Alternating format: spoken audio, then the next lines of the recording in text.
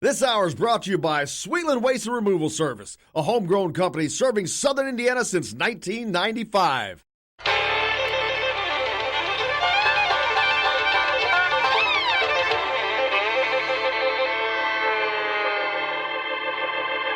Well, we're coming to your city. Gonna play our guitars and sing you a country song. We'll all be flying higher than a jetliner.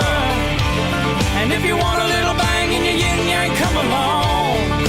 Well, come along and welcome aboard the Indiana Sports Beat Radio, coming to you here on this Thursday, September 5. I can't believe we're already that deep into it. Lots to get to today. Nothing bigger, though, than our Indiana Sports Beat reporter segment coming up today. Dustin Schutte from the Saturday Tradition, Aaron Matus from WDRB Fox 41 in Louisville, John Blau from the Bloomington Herald will be joining us in our next couple of segments to sit in on the roundtable type fashion.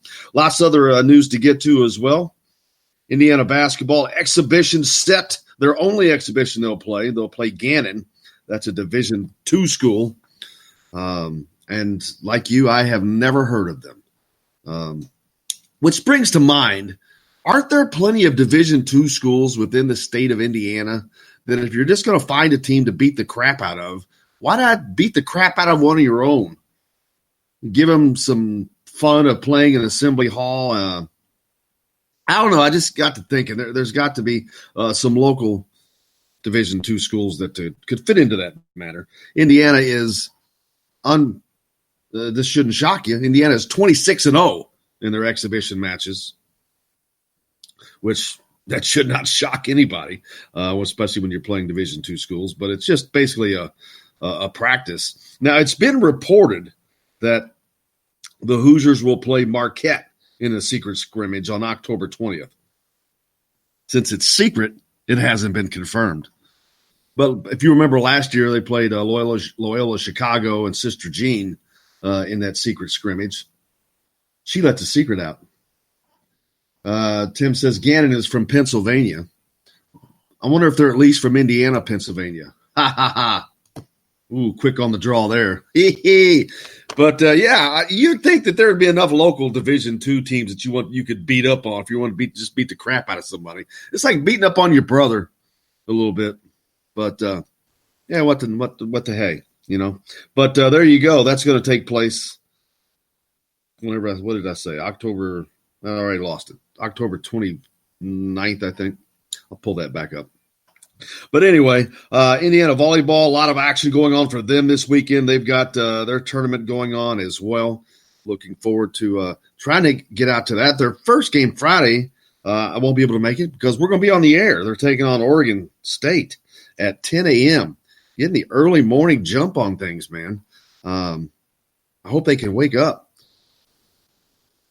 to head out to play that game. I mean, that means they're going to be warming up at like 9 in the morning. Kind of mind-boggling if you think about it. It's crazy a little bit. But then that evening, they'll pick it up a little bit by playing Oklahoma, the Sooners. So some great talent. And also Yale. Yale is also in this thing. Now, an interesting note here. You know, you've heard me talk about this connection that, you know, once I started covering the volleyball team, I discovered that there's this great connection to men's basketball team. And I started talking to some of my writer friends and, hey, man, y'all write a story on this better than I could do it, which I think that Kevin Brockway did. I haven't gotten to read it yet because their page is blocked. But anyway, then also on that team, there's a girl whose father played for Judd Heathcote. There is a girl on that team whose father played for the Fab Five. Now add this to the mix. Joe Hillman, who played on the 87 National Championship team, along with Sophie Oliphant's father, Jeff, and along with Megan Sloan's father, Brian. But Joe Hillman's niece plays for Yale, who will also be playing here this weekend. So the connection continues. Kind of a neat, weird deal. But, yeah, weird but true. Weird but true. Last night, Tom Allen had his radio show. Went out there and sat in on that. Listened to it. A lot of pretty much what we'd already talked about, things that they've been working on, but just a good chance to see Coach Allen working the room, talking to the peeps. But getting over some tackling issues and drop passes and just getting things in line for this weekend is pretty much what they talked about. No bombshells dropped there. I saw that Freddie Mac, I chatted with him yesterday. He's going to be headed to Brazil to continue his basketball career. So he's not leaving quite yet. Going to probably get Freddie back on the show. He's been on a couple times. Get Freddie back on the program and talk to him before he heads south. I guess he better start brushing up on his Espanol. Portuguese. Oh, it's Portuguese. And then, what I learned, isn't there a big German conclave down there? There might be. I don't know. I don't know that much about Brazil. Obviously, I know less than you know. But they speak Portuguese instead of Spanish.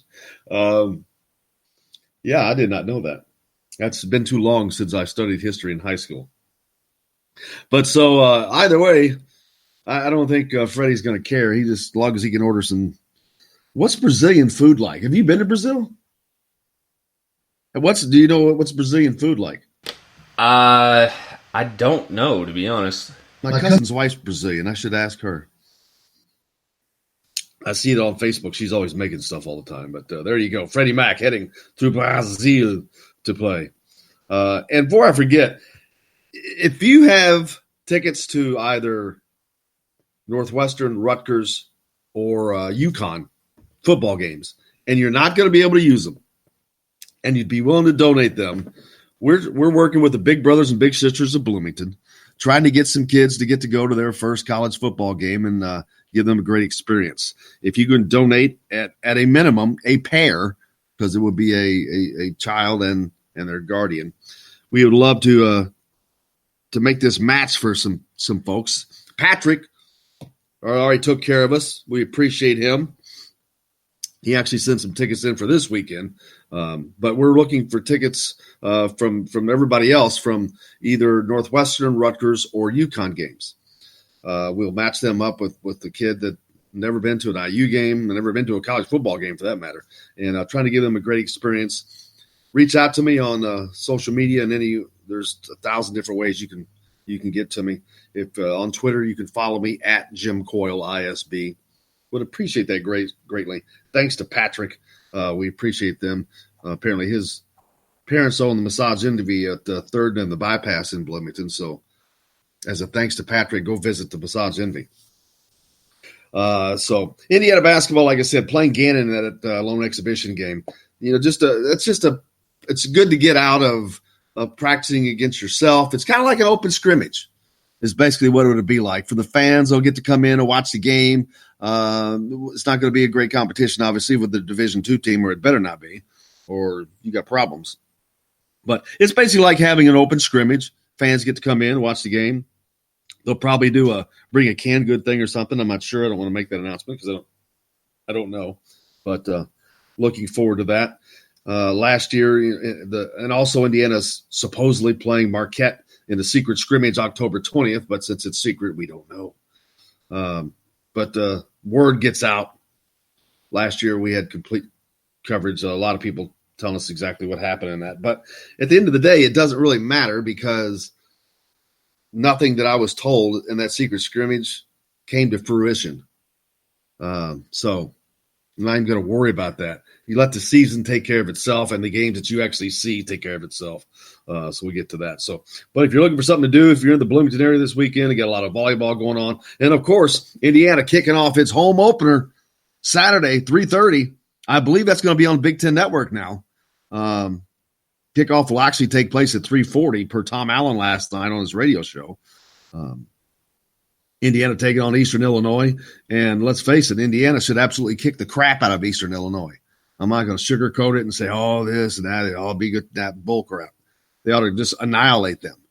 If they've gotten their stuff together, even without trying too hard. But that's what you want to see. You want to see scores and touchdowns and bomb passes and big runs and all the good things. Come on out. Hey, it's your first time you can legally buy a beer at Memorial Stadium. Purchase a beer. Sit right there in plain view. Jake is going to be sitting there waving at the usher going, pry this out of my cold, dead hands. Be a part of history. Exactly. Be a part of history. I remember sitting in those Memorial Stadium seats and hunching over, hiding it from the usher walking down. Oh, how'd your beer? How'd your beer? I was Don't do it anymore. I was going to say, it's going to be the first time that anybody's ever drank in Memorial Stadium. Yeah. Legally. They'll hold their beers up and cheer for stuff now. It's like people smoking pot in Amsterdam in front of a cop. Same diff, man. But yeah, come on out. Head out to the Memorial Stadium. Indiana kicking it off this weekend. It'd be fun. Looking forward to seeing what this offense has come around. John Blau's texting me. I got to let him know that Jake's going to be calling him. We'll call you, John. Let me fix that wheel. Got to have proper English. But yeah, looking forward to that. I hope the fans, and the thing is, they're allowing the pass outs at halftime still. So that surprised me. Fred Glass said that when we met with him not too long ago at the walkthrough at the Terry Tallon Football Complex. That surprised me. He said they didn't want to change too much at once, but I would think that that's something you'd want to change. But that shows me that their interest is not really in making money right now on the beer sales, which surprises me because Indiana likes to make money on everything they can make money on. So I think they're just trying to ease into this, especially with a game like Eastern Illinois. I'd want to keep those people locked in. You might want to lock the gates. Don't let them go anywhere. There'll be nobody after halftime. They'll be all out in the parking lot drinking. But, hey, we got a lot coming up on the program today. Our reporter segment, Indiana Sports Beat reporter segment, is coming up next with Dustin Schutte from the Saturday Tradition, Aaron Matus from WDRB Fox 41, and John Blau from the Bloomington Herald. We'll also hear from Brian Evans later on. That's a reboot. And then, yeah, Jordan Geronimo, Indiana's newest commitment. Will also be up in the second hour. We're kind of doing it to reverse today. Normally, we do what I call the radio hour in the second hour. The radio stations carry that show, but having to reverse it today because of Tom Allen and I've got to leave quick and early to get out to that and all that stuff. So, but stay tuned. We got a lot more coming up here on Indiana Sports Beat Radio. Back with more from the Golf Club at Eagle Point Studios right after this. Baby, I'm howling for you.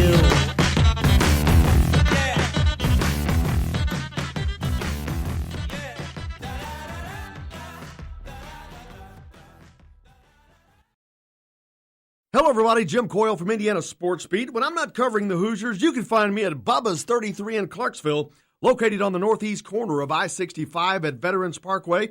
Bubba's 33 has hand-tossed pizzas, bold burgers, and ice-cold beer from a select list of local craft brewers. An incredible food selection, all made fresh daily. Whether you're meeting the team for that post-win meal in the family dining area or meeting friends for happy hour to watch the game on one of Bubba's 50 TVs.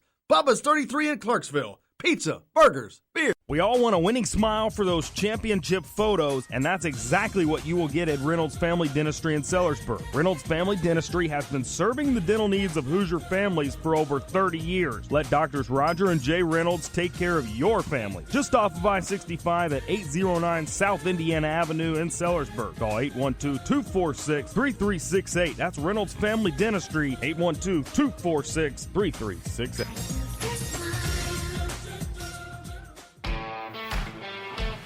Now that warm weather has arrived, it's time to hit the links, and there's no better place than the Golf Club at Eagle Point in Bloomington.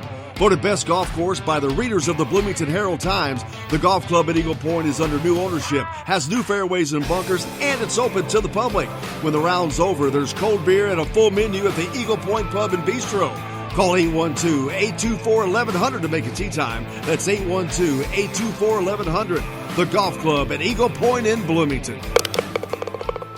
This is AJ Moye. This is Dan Dockett. Hey, this is Michael Lewis, former Indiana basketball player. This is Indiana football coach Tom Allen. This is Jim Coyle with the Indiana Sports Beat. You can always like and follow us on Facebook. Always follow the show rebroadcast on iTunes, Google Play, iHeartRadio, Spotify.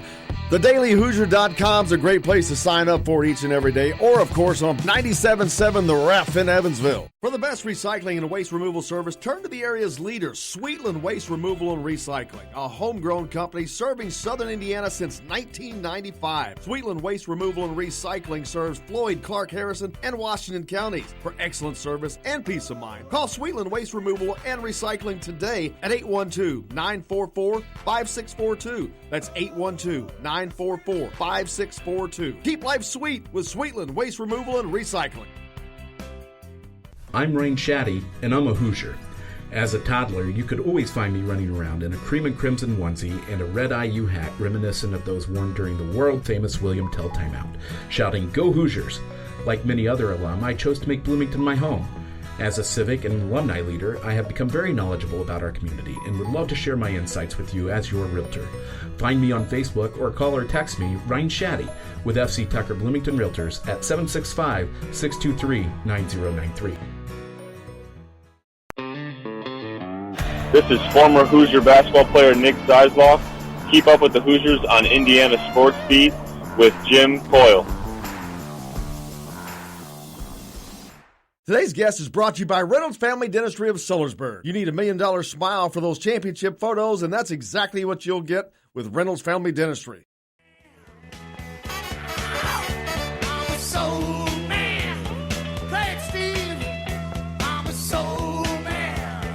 Welcome back to Indiana Sports Beat Radio, of course, coming to you from the Golf Club at Eagle Point Studios here in Bloomington. Now joined for our Indiana Sports Beat Reporter segment, Dustin Schutte from the Saturday Tradition, Aaron Matus from WDRB Fox 41 in Louisville, and John Blau from the Bloomington Herald. Dustin, thank you. Hey, Jim, how are you? Great, brother. How you doing, man? I'm doing well. Aaron, how are you, my friend? I'm doing very well. Thanks for having me on. Always appreciated. You betcha. And John Blau from the Bloomington Herald. How's it going with you, my friend? I'm doing all right, Jim. How are you? Good. A lot to talk about, but nothing terribly exciting yet. We haven't got into a conference play yet, so the non-con's going on. Last week, Indiana with an expected win over Ball State, 34-24, but not as big as a lot of us, I should say, myself included, thought that it would be. Indiana looked pretty decent. They had some things they got to clean up, as Coach Allen has talked about at length, mainly the tackling. They had some drop passes and things like that. But from an outsider's perspective, Dustin Schutte covers the entire Big Ten for the Saturday Tradition. Dustin, what was your take on Indiana's performance?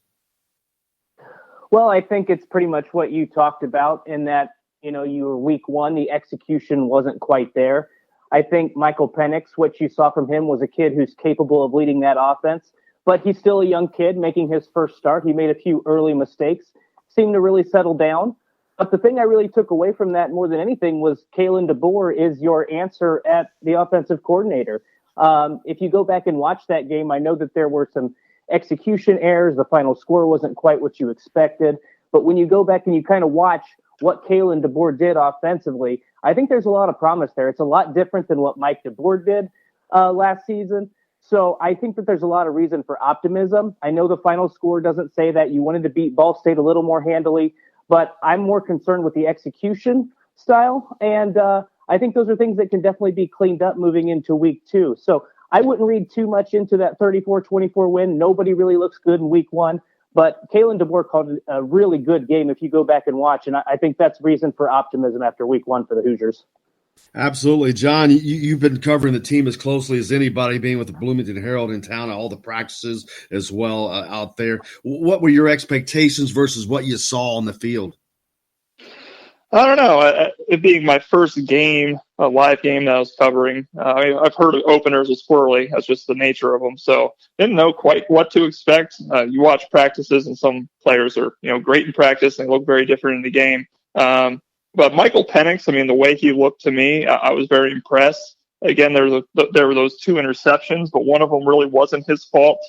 You could definitely tell he's got the arm strength that everybody's been raving about. Even on the quick flare outs to wide receivers, it was getting there just a split second faster than it would be with a quarterback with a lesser arm, giving receivers some time to, make plays in space. That obviously that 75-yard bomb to Westbrook was great. The drops obviously weren't great, but that's also a first game thing. Tackling, I would say it was just about what you would expect from an opener, but some encouraging things, some things that you hope to see cleaned up against Eastern Illinois. Aaron Matus with Fox 41. Aaron, John brings up a good point of talking about the passes getting there a little quicker than they had previously. And to me, that makes a huge difference, especially when you're throwing an out pattern across the field, even though it's a 15-yard out. But when you're throwing from the right hash mark to the left side and that ball takes all day to get there, you're opening up the defense for an opportunity there. But, man, Michael Penix sure seems to take all that away.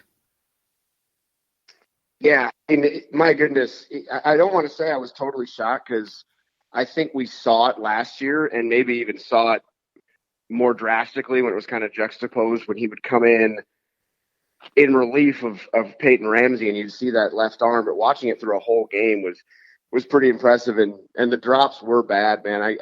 I actually, I filmed the games too, and we always root for having good looking highlights, and I was all over that second half pass to Westbrook that he dropped at about the 10-yard line.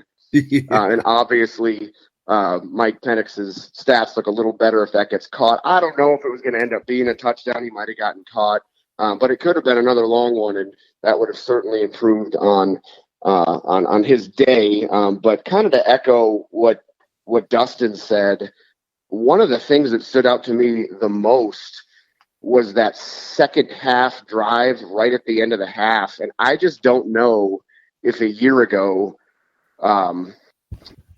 with the regime that was in place, including Peyton Ramsey at quarterback, if with a minute 10 on the clock at the 10-yard line, if they aggressively go get points. I just don't know if they would have done that last year. And that really stood out to me, the faith that they have in Penix at quarterback. And not only did they try, they got a field goal out of it and then came back and scored at the beginning of the second half. And ultimately that was kind of the difference in the game. Yeah, that's a great point Aaron brings up, Dustin, because when we get into conference play and the talent and the competition elevates greatly, very quickly, mind you, a week and a half from, or just barely over a week from now, and the Buckeyes come to town. Being able to do that kind of thing is going to be critical. It might be at the end of the game where they have to get down to, but being able to do that, knowing you can do that, knowing you got a quarterback that can get you down there, and you have a kicker that you can pretty much rely on to kick from anywhere to get that done. That's going to be huge in conference play. Yeah, you're absolutely right. And if you want to knock off one of these, behemoths in the Big Ten, like we've talked about in the past, you have to be a little bit more aggressive. And I think that was always the frustration the past 2 years with the offense was, were we aggressively trying to get a first down? I mean, I think what Kalen DeBoer did was he showed not only that he's confident in the guys he has on the field, he showed you he wants to get the ball to his playmakers, and that he's a little bit more ingenuitive.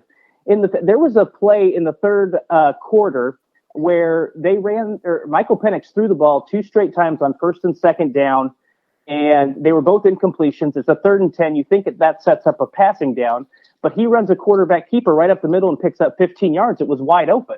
Now, is that kind of play going to be there against an Ohio State or a Michigan? Probably not. But at the same time, it goes to show you, okay, this is what Kalen DeBoer's thinking. He's not afraid to mix it up a little bit. He's not afraid to test the defense, keep them on their toes. And that's what Indiana's lacked in the past. They have been so predictable.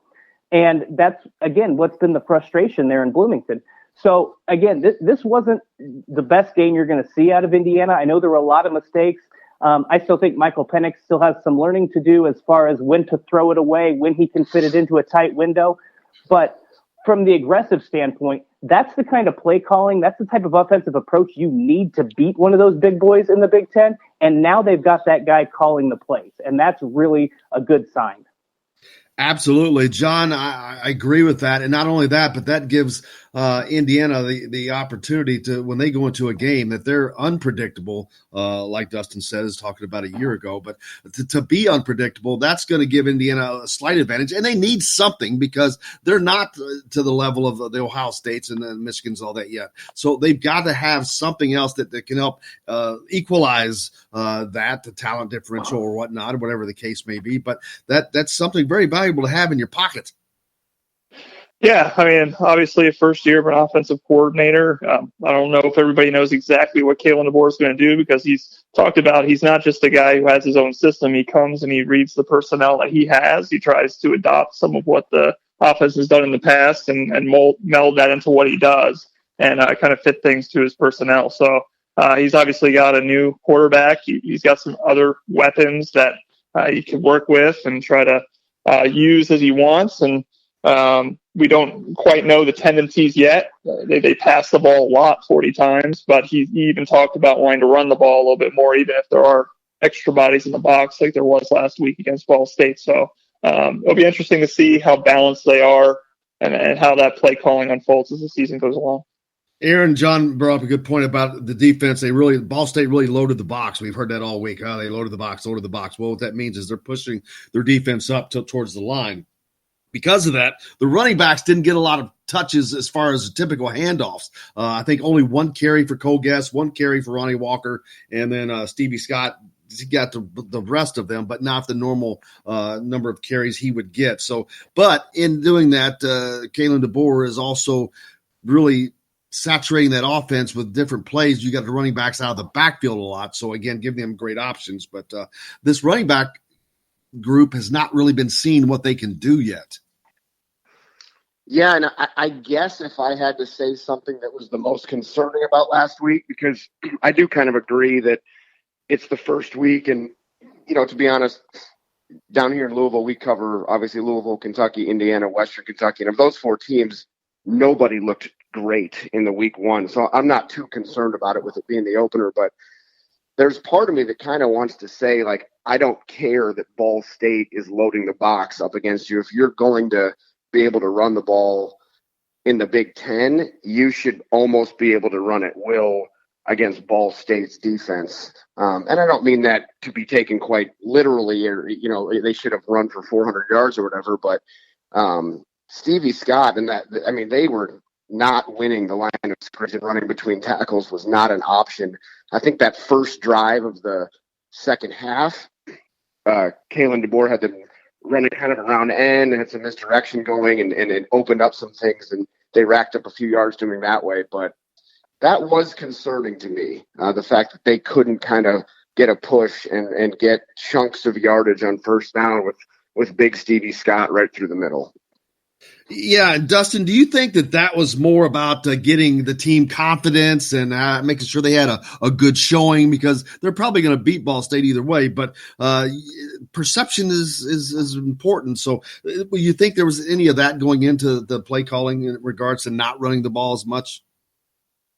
Well, you saw what they did early. I mean, they had basically what DeBoer did in that offense was they had an extension of the run game where they had some dump off passes out of the backfield. They did some screens early in the ball game just to build Michael Penix's confidence, and I think that was huge. I think what DeBoer wanted to do was establish Penix's confidence moving forward, because it's not only the fact that you need to get this kid ready for to play college football on a weekly basis. It's also the fact that you've got Ohio State coming in a few weeks, so he needs to be ready from the get go. The other part of me thinks, and you can read into this whatever you'd like, but again, you're supposed to beat Ball State. You're supposed to beat Eastern Illinois. Part of me is wondering how much Kalen DeBoer might be hiding a little bit with Ohio State coming to town in a few weeks, knowing that he's got the athletes to beat a team like Ball State and Eastern Illinois with a simpler offensive scheme. So I think, to me, those two things were factors in Saturday's game. I don't know that I'm encouraged by Indiana's rushing attack, but again, I'm wondering if there is something being played close to the vest, knowing you've got two games you should win with a simple game plan just because you have better athletes, and then maybe the playbook opens up a little bit more. Maybe you're able to run the ball a little bit better against a team like Ohio State. Again, I know coaches and offensive coordinators may not admit to that, but I can't help but think maybe some of that was going on Saturday as well. Yeah, John, that reminds me. I didn't think that they would show much either, but they showed a little bit more than I thought they would, John. They ran that one-trick play that got the 2-point conversion, and they did some things I was like, ooh, I didn't expect to see that right now. But I get that, and I thought that same thing going in. But, John, did you think they or holding back, or what's your take on that?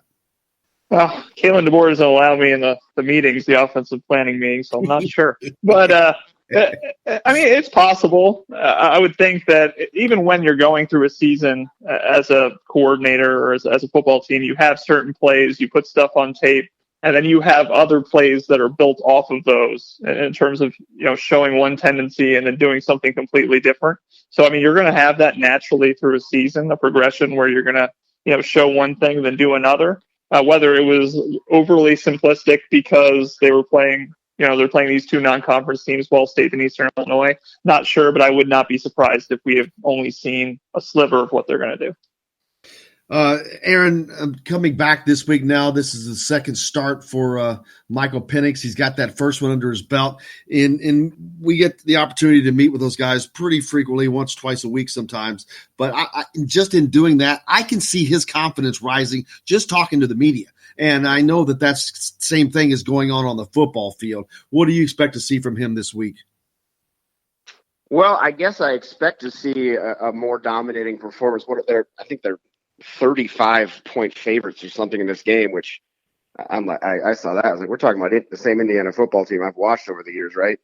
But I'd like to see if I don't know if they can cover that or not, but I think if we're going to change, I guess, the narrative a little bit about, some of the concern over only winning by 10 points, you'd like to see them really blow out Eastern Illinois, and they should at the home game. And you want to see Michael Penix not make those mistakes he made. I think, Dustin brought up that the second interception wasn't on him. I believe that was Freifogel that tripped a little bit and threw out the timing. I still, looking at that throw, thought it was behind him. So you'd like to see some of those mistakes cleaned up. And I think that was a great point, saying that some of those dump-off passes early, get the completion percentage up, complete some passes, get his confidence up. And I guess I'd like to see the next step of that evolution, and maybe throwing the ball. I don't want to say we're not looking for the 75-yard bomb on every drive, but, some longer completions, looking like he's a little bit more in rhythm with some of these receivers, getting the ball to a guy like Donovan Hale, who I think only caught one ball last week.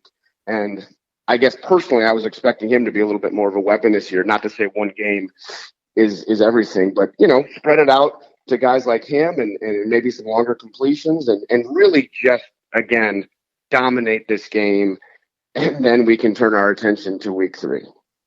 We'll talk about Eastern Illinois, the game coming up when we come back after this short break. We're joined by Dustin Schutte from the Saturday Tradition, Aaron Matus from WDRB Fox 41 in Louisville, and John Blau from the Bloomington Herald. Stay tuned. We're back with more Indiana Sports Beat Radio right after this from the Golf Club at Eagle Point Studios. Sonny, thank you for the truth you let me see. Sonny, thank you for the... Hello, everybody. Jim Coyle from Indiana Sports Beat. When I'm not covering the Hoosiers, you can find me at Bubba's 33 in Clarksville, located on the northeast corner of I-65 at Veterans Parkway. Bubba's 33 has hand-tossed pizzas, bold burgers, and ice-cold beer from a select list of local craft brewers. An incredible food selection, all made fresh daily. Whether you're meeting the team for that post-win meal in the family dining area or meeting friends for happy hour to watch the game on one of Bubba's 50 TVs. Bubba's 33 in Clarksville. Pizza, burgers, beer. We all want a winning smile for those championship photos, and that's exactly what you will get at Reynolds Family Dentistry in Sellersburg. Reynolds Family Dentistry has been serving the dental needs of Hoosier families for over 30 years. Let Doctors Roger and Jay Reynolds take care of your family. Just off of I-65 at 809 South Indiana Avenue in Sellersburg. Call 812-246-3368. That's Reynolds Family Dentistry, 812-246-3368.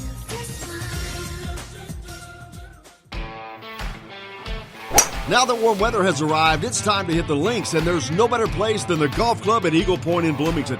Voted best golf course by the readers of the Bloomington Herald-Times, the Golf Club at Eagle Point is under new ownership, has new fairways and bunkers, and it's open to the public. When the round's over, there's cold beer and a full menu at the Eagle Point Pub and Bistro. Call 812-824-1100 to make a tee time. That's 812-824-1100. The Golf Club at Eagle Point in Bloomington. This is AJ Moye. This is Dan Dockett. Hey, this is Michael Lewis, former Indiana basketball player. This is Indiana football coach Tom Allen. This is Jim Coyle with the Indiana Sports Beat. You can always like and follow us on Facebook. Always follow the show rebroadcast on iTunes, Google Play, iHeartRadio, Spotify.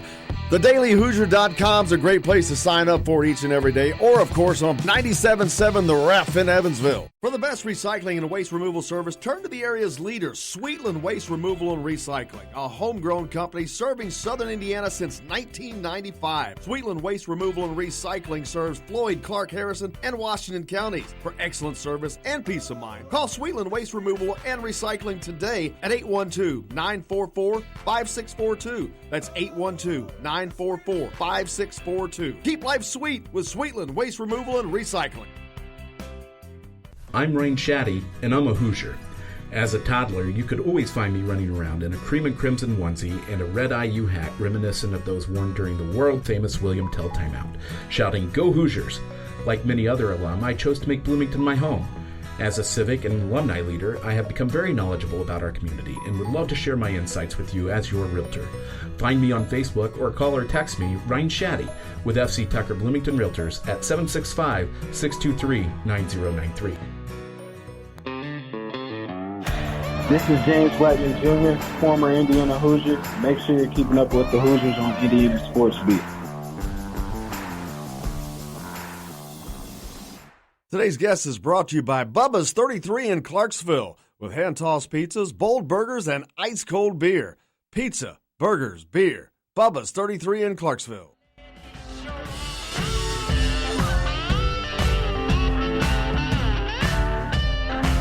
Welcome back to Indiana Sports Beat Radio, of course, coming to you from the Golf Club at Eagle Point Studios in Bloomington. Now today, doing Indiana Sports Beat reporter segment, Dustin Schutte from the Saturday Tradition, Aaron Matus from Fox 41 in Louisville, and John Blau from the Bloomington Herald. Thanks, guys, for joining with us. Back now, we're talking about this week's game. Before we get to that, Aaron, you were fortunate to be at the Louisville Notre Dame game not too long, just a few days ago, and that surprised me, man. Louisville, let's just say they sucked last year, but they gave a pretty good effort. Yeah, I think everyone that saw that was surprised. And again, I guess getting back to our theme earlier, week one, so who knows what we saw from Notre Dame and how sharp they were, but there's no doubt that Louisville, their effort, their fight was night and day compared to especially the end of last season. If you guys remember, they were giving up 50-plus a week and just getting run out of every stadium they played in. So it honestly, for a station that covers them frequently, it was good to see, and it really added some instant intrigue into this year. And kudos to Scott Satterfield for the show they put on the other night.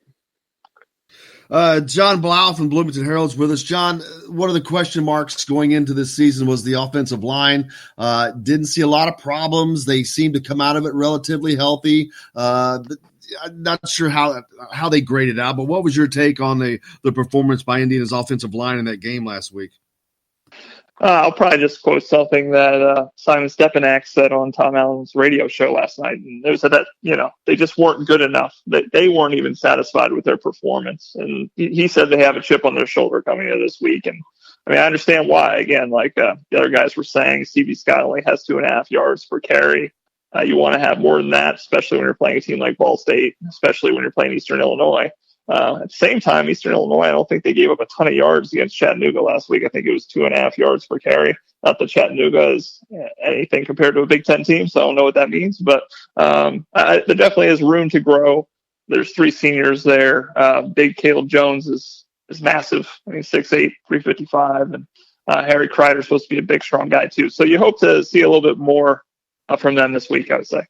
Yeah, that kind of goes to what Aaron talked about earlier about being able to do it regardless. Because when you get into Big Ten play, it's a big boy league there. Dustin, the other side of that coin is the defensive line. That's Indiana has one that is I'd say line by committee. They've got a lot of guys going in and out there, and they're all young and inexperienced for the most part.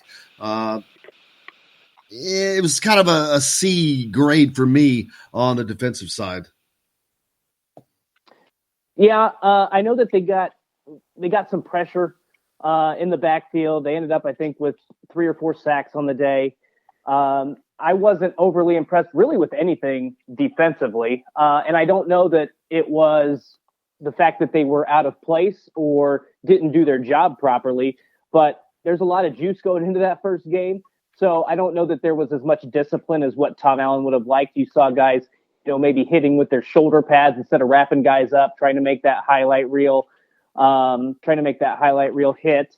And then, the other thing is occasionally Tom Allen's a guy who, I know he's turned the reins over to Kane Womack, but he's a guy that also preaches turnovers. And occasionally when you're trying to get more turnovers, you're going to lose out on some of those tackles because you're trying to strip the ball, you're trying to put the helmet on the ball or whatever the case might be. So overall, defensively, I wasn't too impressed. I know when you look at the final stat line, Indiana's, at least on the defensive line, when you look at the columns of tackles for loss and sacks, it looked like they had an all right performance, but not enough pressure. I didn't think they're going to have to certainly step that up when they get into Big Ten play and start playing better opponents. Yeah, one positive note, they did get a takeaway. They got an interception, and that is their 19th consecutive takeaway, and that leads the country in that category. And if they can keep that going, that will really bode well for them when Big Ten play comes around. The secondary for Indiana is supposedly one of the best in the conference. That's going to get tested a lot soon, not necessarily this weekend. And let's face it, Aaron, in taking on Eastern Illinois, this is a team that Indiana should absolutely crush. You mentioned the point spread. What did you say it was, 87 points? I think it's moved up to at least 90 now. But, yeah, they got to dominate this game. There's no doubt about it. And part of the 10-point game the last week to me was up until that was kind of a desperation turnover at the end of the game. Ball State was down 10, but up until that point, it was 2 turnovers for Indiana. Indiana had taken more penalties, including at least 2, I believe, pass interference calls that kind of kept drives alive.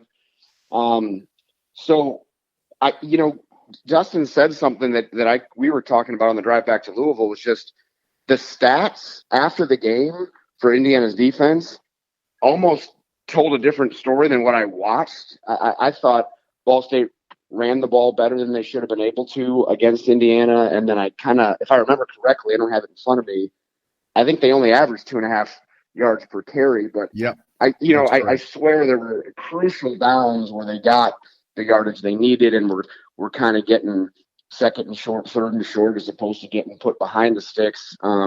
So I agree with that. I didn't think the stats told exactly the story that you would have liked to have seen from Indiana's defense against Ball State, and that's got to change quickly.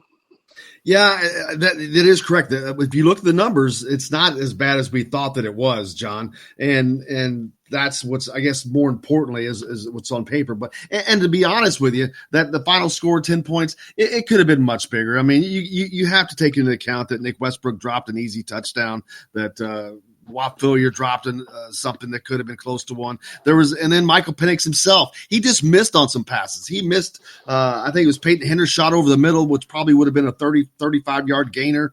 He could have easily thrown for 400 yards in that game, to be honest. I mean, just easily, not really stretching it much. And I think that shows that potential is there for to have those 400-yard passing games. And if that offense can get to that, they're going to be a force to be reckoned with. Yeah, I mean, you were talking about the inconsistencies, and you took the words out of my mouth with that Peyton Henry shot play. That was just a touch too high over the middle. He was wide open. But, yeah, those drops aren't his fault. I mean, if they can clean those up, you definitely got some more yards there. And going back to the defensive side of the ball, Tom Allen said Monday that, the fits weren't bad. I mean, the guys were mostly in position. I think the stat that Kane Womack said was 23 missed tackles for 181 yards allowed, yards after contact. I mean, if you take that and factor that into the stats, I mean, they would have had a dominant game against Ball State. It's just, cleaning up mistakes, and how much is it those mistakes versus are you being physically overwhelmed? IU seems to think they weren't physically overwhelmed, so that's encouraging. But we'll see how that progresses as the season goes along.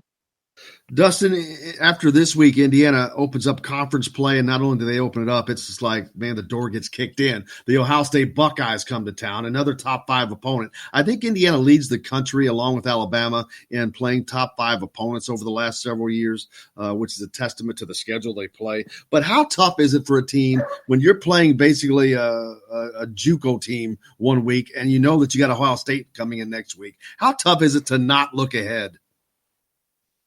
Oh, I think it's incredibly difficult. And that's why, we talk about every year, whatever media site you look at, there are the definition of trap games, right?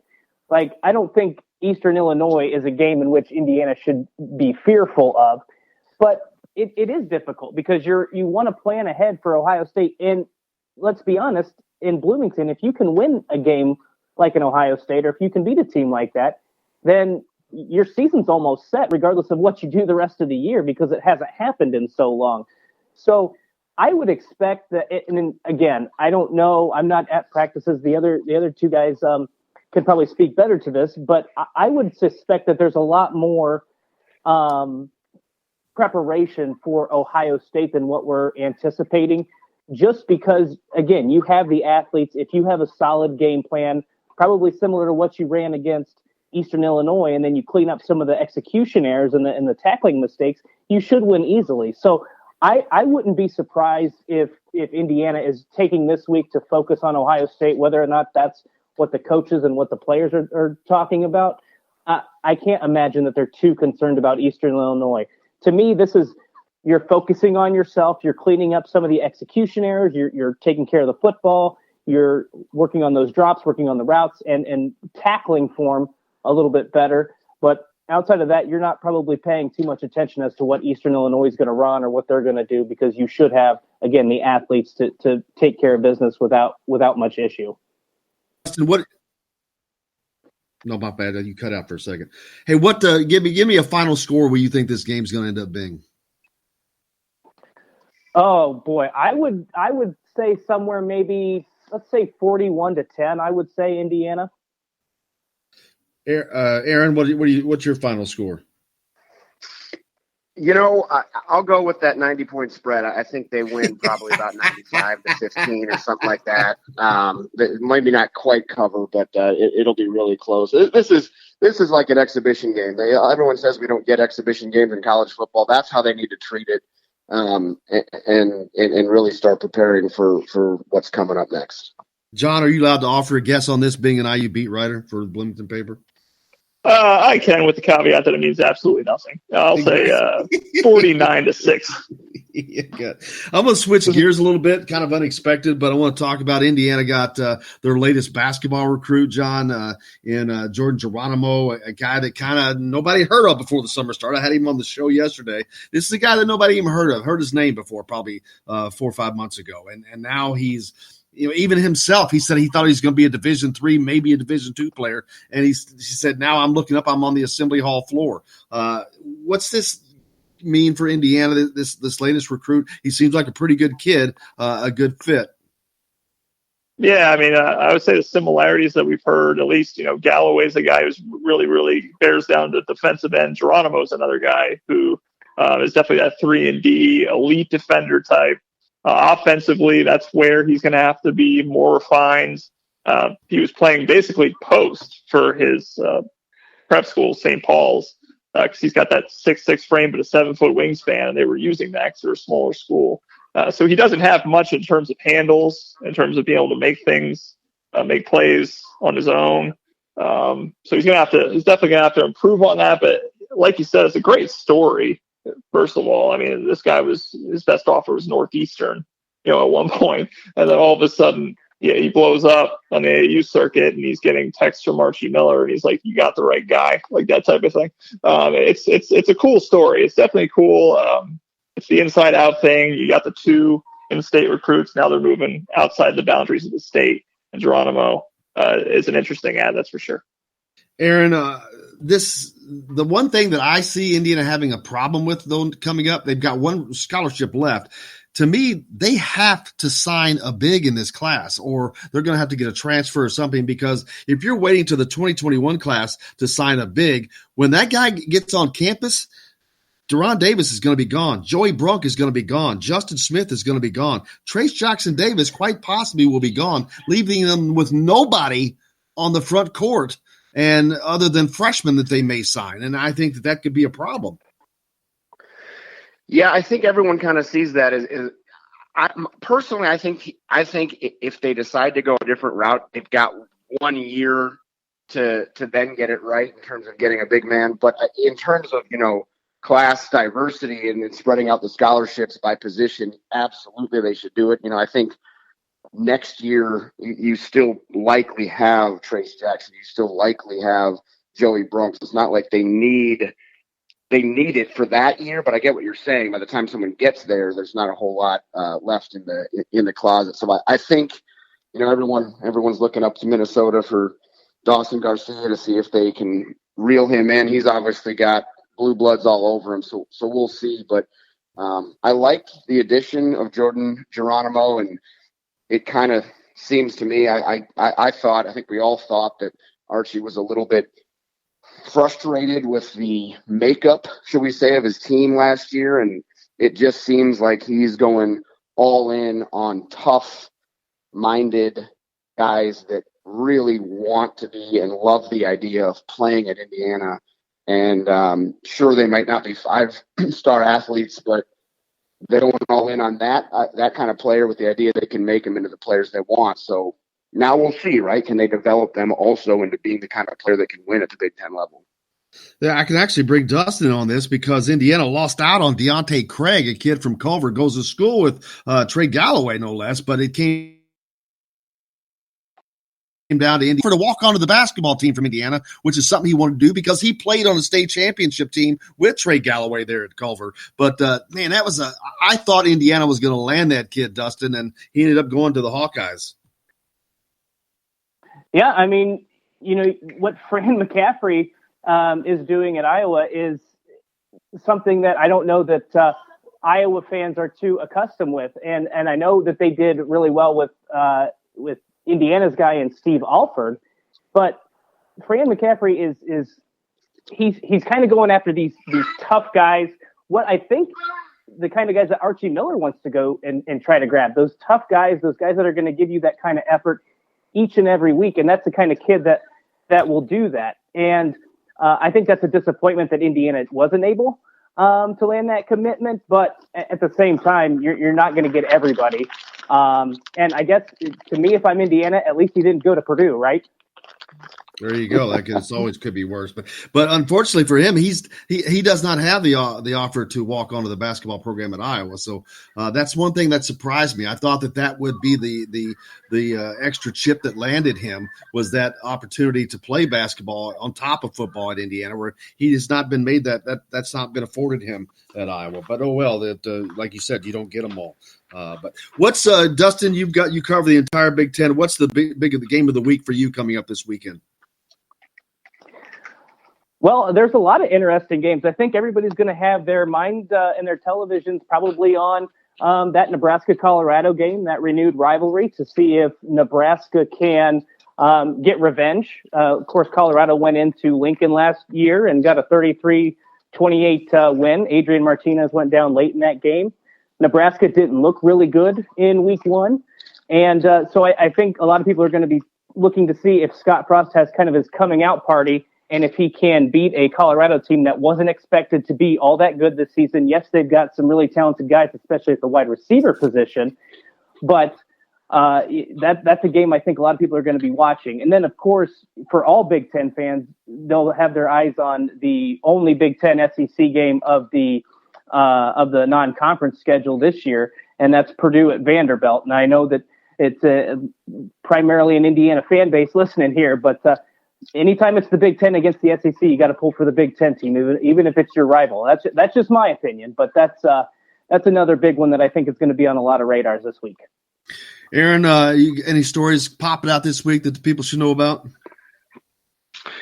In terms of the games we're checking out, there's, in my opinion, not a lot of intrigue. We've got, the East Illinois game. We've got Eastern Michigan.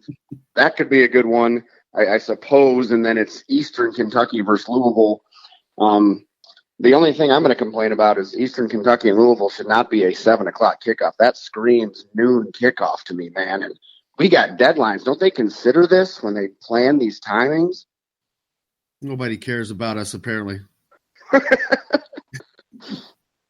You can follow Aaron at Aaron Mattis, Matas, on Twitter. Before I forget, I skipped over Dustin. Dustin Schutte from the Saturday Tradition. You can follow him at Schutte, Schutte. I missed something at the end of that, didn't I, Dustin? Yeah, just CFB at the end. Yeah, CFB. And John, of course, what you have any stories coming up before the end of the week pops out? I'm just focused on Eastern Illinois, man. You got to be 1-0 every week, and that's what we're focused on. That's it. Absolutely. You can follow John at John Blau, JONBLAU on Twitter. Appreciate it, guys. Can't thank you enough. Look forward to doing it again, and looking forward to the games this weekend. Thanks, Jim. Thanks, Jim. Thanks, Jim. Thanks, you guys. We'll be back with more on Indiana Sports Beat Radio from the Golf Club at Eagle Point Studios right after this.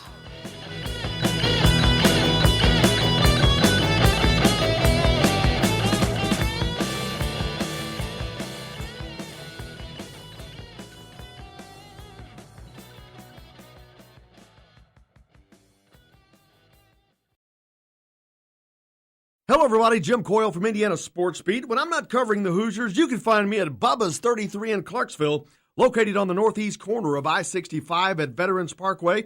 Bubba's 33 has hand-tossed pizzas, bold burgers, and ice-cold beer from a select list of local craft brewers. An incredible food selection, all made fresh daily. Whether you're meeting the team for that post-win meal in the family dining area or meeting friends for happy hour to watch the game on one of Bubba's 50 TVs. Bubba's 33 in Clarksville. Pizza, burgers, beer. We all want a winning smile for those championship photos, and that's exactly what you will get at Reynolds Family Dentistry in Sellersburg. Reynolds Family Dentistry has been serving the dental needs of Hoosier families for over 30 years. Let Doctors Roger and Jay Reynolds take care of your family. Just off of I-65 at 809 South Indiana Avenue in Sellersburg. Call 812-246-3368. That's Reynolds Family Dentistry, 812-246-3368.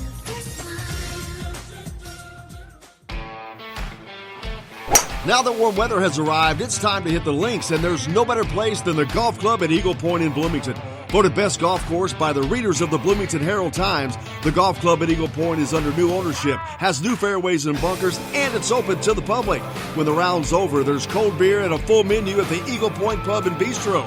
Call 812-824-1100 to make a tee time. That's 812-824-1100. The Golf Club at Eagle Point in Bloomington. This is AJ Moye. This is Dan Dockett. Hey, this is Michael Lewis, former Indiana basketball player. This is Indiana football coach Tom Allen. This is Jim Coyle with the Indiana Sports Beat. You can always like and follow us on Facebook. Always follow the show rebroadcast on iTunes, Google Play, iHeartRadio, Spotify. TheDailyHoosier.com is a great place to sign up for each and every day. Or, of course, on 97.7 The Ref in Evansville. For the best recycling and waste removal service, turn to the area's leader, Sweetland Waste Removal and Recycling, a homegrown company serving southern Indiana since 1995. Sweetland Waste Removal and Recycling serves Floyd, Clark, Harrison, and Washington counties. For excellent service and peace of mind, call Sweetland Waste Removal and Recycling today at 812-944-5642. That's 812-944-5642. Keep life sweet with Sweetland Waste Removal and Recycling. I'm Rain Shaddy, and I'm a Hoosier. As a toddler, you could always find me running around in a cream and crimson onesie and a red IU hat reminiscent of those worn during the world-famous William Tell timeout, shouting, "Go Hoosiers!" Like many other alum, I chose to make Bloomington my home.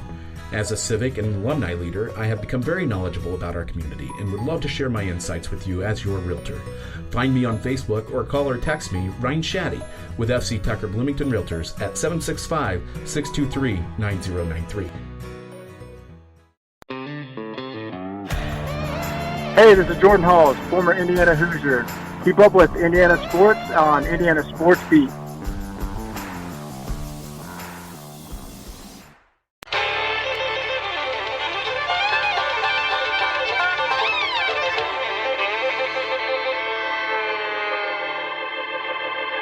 Well, we're coming to your city.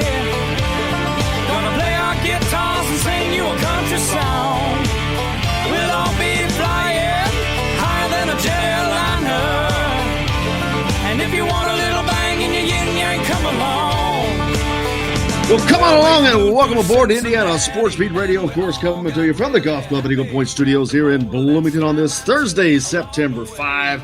Lots to get to as we're heading down towards week 2 of college football. Indiana kicking it off at 3:40 this Saturday at Memorial Stadium, taking on Eastern Illinois, bouncing off of their opening week win over Ball State, 34-24. Tom Allen had his radio show last night. We'll talk about that. Indiana basketball, of course, added a commitment this week with Jordan Geronimo. And it was announced that they will play their lone exhibition game this year against Gannon, a D2 team from Pennsylvania. That takes place on the 29th, I believe. Also, it's been reported Indiana will play their double secrets probation scrimmage on October 20th against Marquette, another lofty opponent. Last year, it's a secret, so I'm not positive, but apparently they played Loyola Chicago and Sister Jean in that secret scrimmage. We'll secretly let you know how that goes, as we secretly did last year. But all Indiana volleyball, lots of action this weekend, as well as they have a tournament going on at Wilkinson Hall starting 10 a.m. Friday. Early start as the Hoosiers will take on Oregon State. And that early, man, I bet Oregon State is hating life. That's a 7:00 time for them. So maybe they did it on purpose, try to get them a little advantage for the Hoosiers. Then that night at 8:00, Indiana's taking on the Oklahoma Sooners. So lots of talent coming in. And in addition to that, you've heard me talk about the connection between this volleyball program and the Indiana basketball program on this particular team. I noticed it when I first went out and started covering them. You got Emily Fitzner, whose brother Evan played on the team last year, but you've got Megan Sloan, whose father is Brian Sloan. Her grandfather is Jerry Sloan, but the connection in Indiana, Brian Sloan played on the 87 national championship team alongside Jeff Oliphant, whose daughter Sophie Oliphant is on this team. But they played with a guy named Joe Hillman. His niece plays for Yale. Yale will be here playing this weekend as well. So that connection continues. It's kind of a weird story, but kind of funny and kind of cool. So, but if you get a chance, go out to Wilkinson Hall and check out the volleyball action. They're avoiding the football on Saturday, so you don't have to worry about that. I think this will continue on to Sunday, but lots going on. Tom Allen had his radio show last night. Nothing huge, nothing breaking there. Just talked about the things that we've been talking about, the things they need to clean up on the defensive side. Just tackle people. That's the biggest issue, but I think that's something they'll get squared away. Of course, taking on a team in Eastern Illinois, not the competition level there. This is basically a practice game. It's kind of a game, I think, scheduling-wise, this works out pretty nicely because you've got the first game against Ball State, who it's an in-state deal. They're going to give you all they have. They want this game, and they think that they can win that game, so they're going to give you everything they got. Tested Indiana. Indiana saw some holes that they need to improve on. And to be honest with you, Indiana could have won that game by another couple of touchdowns with ease, just over silly mistakes, drop passes that you probably won't see. You're not going to see Nick Westbrook dropping a wide open touchdown pass like that. Wap Fillier, he had a drop. Donovan Hale had one go through his hands. But you also had Michael Penix. He was not exactly pinpoint accurate. He missed Peyton Hendershot over the middle on a pass on wide open that would have probably been another 30-yard, 35-yard gainer. He threw a couple of picks, one that was definitely on him. It was just an errant pass that went into the hands of Ball State. And then the other one, he had a little miscommunication with Freifogel. I think he threw behind him a tick, but he may have run the wrong pattern a little bit. He stumbled a little bit too. So we're going to give him a pass on that one. But that's one of the things that Tom Allen talked about last night was ball security, and that he had talked to Michael about. That's critical, and it is critical. I mean, you can get away with that in a game like Ball State and probably against Eastern Illinois. You're not going to get away with that against Ohio State. You're not going to get away with that against Penn State, Michigan, et cetera, et cetera. When you get into conference play, you got to have your you got to have it buttoned down. But that's the great thing about the I don't want to call it the preseason, but that's basically what these non-con games are. They're almost preseason games. They're pre-conference for certain. But the coaches talk about the greatest improvement happens between weeks 1 and weeks 2. We'll see. Here comes week 2, and it's going to look like they've improved no matter what because I think we just did our reporter segment in the last hour. If you missed that, you'll have to go back and listen to it. But Aaron Matus from Fox 41, John Blau from the Bloomington Herald, and Dustin Schutte from the Saturday Tradition was on with me. We talked about last week's game and this week's game, but there's just certain things that they got to get put together, and we'll see where that improvement is. Michael Penix has got to become a little more accurate, and the receivers have to be a little more attentive. You cannot drop passes. You just can't do that. I mean, that's going to happen from time to time, of course. They're human beings. But there were too many dropped passes in that game. You've got to tackle. There's going to be a missed tackle here and there, but you've got to hit, wrap, take them down. The offensive line, we'll see if there's any improvement there. The running game didn't really get to show itself. Ball State loaded the box to try to take that away. Stevie Scott was, I guess, a focal point for them. But in the last hour, talking to Aaron Matus from Fox 41, you should be able to run no matter what. Even if they are stacking the box, you're going to have to run the ball. If it's a short distance running play and they load the box, what are you going to do then? So we'll see the improvement there. On the defensive line, of course, they're going to continue to improve as the season progresses because that's a unit that is youth, and lots of them. It's a unit by committee. There are probably 10 guys being rotated in and out through there. Most of those guys with little to no experience other than a week ago. So they continue to grow in that area, and they will do that as the weeks progress. But they're going to have to grow up a little quicker than normal because Indiana normally would play all 3 non-con games in succession to start the season before they got into Big Ten play. This year, Ohio State comes calling in a week from Saturday at Memorial Stadium. But so you've got the kickoff this week should be around 3:40 because I think Big Ten Network is now involved. But you're also going to have beer sales at Memorial Stadium. Come on out to Memorial Stadium. You can have a beer and hoist it high. You don't have to be like Jake hiding it in his coat. Jake used to wear a trench coat and a hat and look like the Nutty Professor or something trying to hide his beer, but he doesn't have to do that anymore. He's free to wave his freak flag and wave his beers around. So come on out and have fun. Now, the one thing that they're doing, I'm kidding about all that. I'm sure you all know. Maybe I'm not. No. Early August games were rough, let me tell you. The one thing that they are continuing that I'm a little surprised at when we met with Fred Glass at the Terry Talon Football Complex walkthrough a few weeks ago is they're going to continue allowing pass outs at halftime. I mean, they're one of the few teams in college sports that does that. Not many places can you leave the stadium and come back in. So obviously beer for profit is not something they're looking at this moment. They just want you to be there. So they don't mind if you go out to the car at halftime and hoist one, I guess, but they'd like for you to come back. I'm not sure how that's going to work this week because if things go as they should, Indiana should healthily be leading this game by the half. This is not a team that should give Indiana any trouble. They're not even close to Ball State caliber that I'm aware of. And I mean, there's no sense in sugarcoating it, but hopefully you want to stick around to see what might happen, that you want to see the spectacular plays that could happen, because I think that could be going on this week for certain. This could be a week that you see some bombs, much like the 75-yard touchdown bomb from Michael Penix to Nick Westbrook last week, and a lot more. Those passes that got dropped, not getting dropped. Who knows? Michael Penix could throw for over 400 yards this week. He could continue his potential assault on the freshman record books. His performance last week against Ball State was bested only by the debut of one Antoine Randall, who is currently nominated for the College Football Hall of Fame. He spent nearly a dozen years in the NFL, won a Super Bowl with the Steelers. So Michael Penix is already in some rarefied air. How does that continue? How does he continue to elevate that? Looking forward to seeing that. I think he does. I think he's going to just continue to get better each and every week. He had some issues last week with just touch here and there, missed on some passes. He could have thrown for 400 yards last week in that game, easily, without doubt.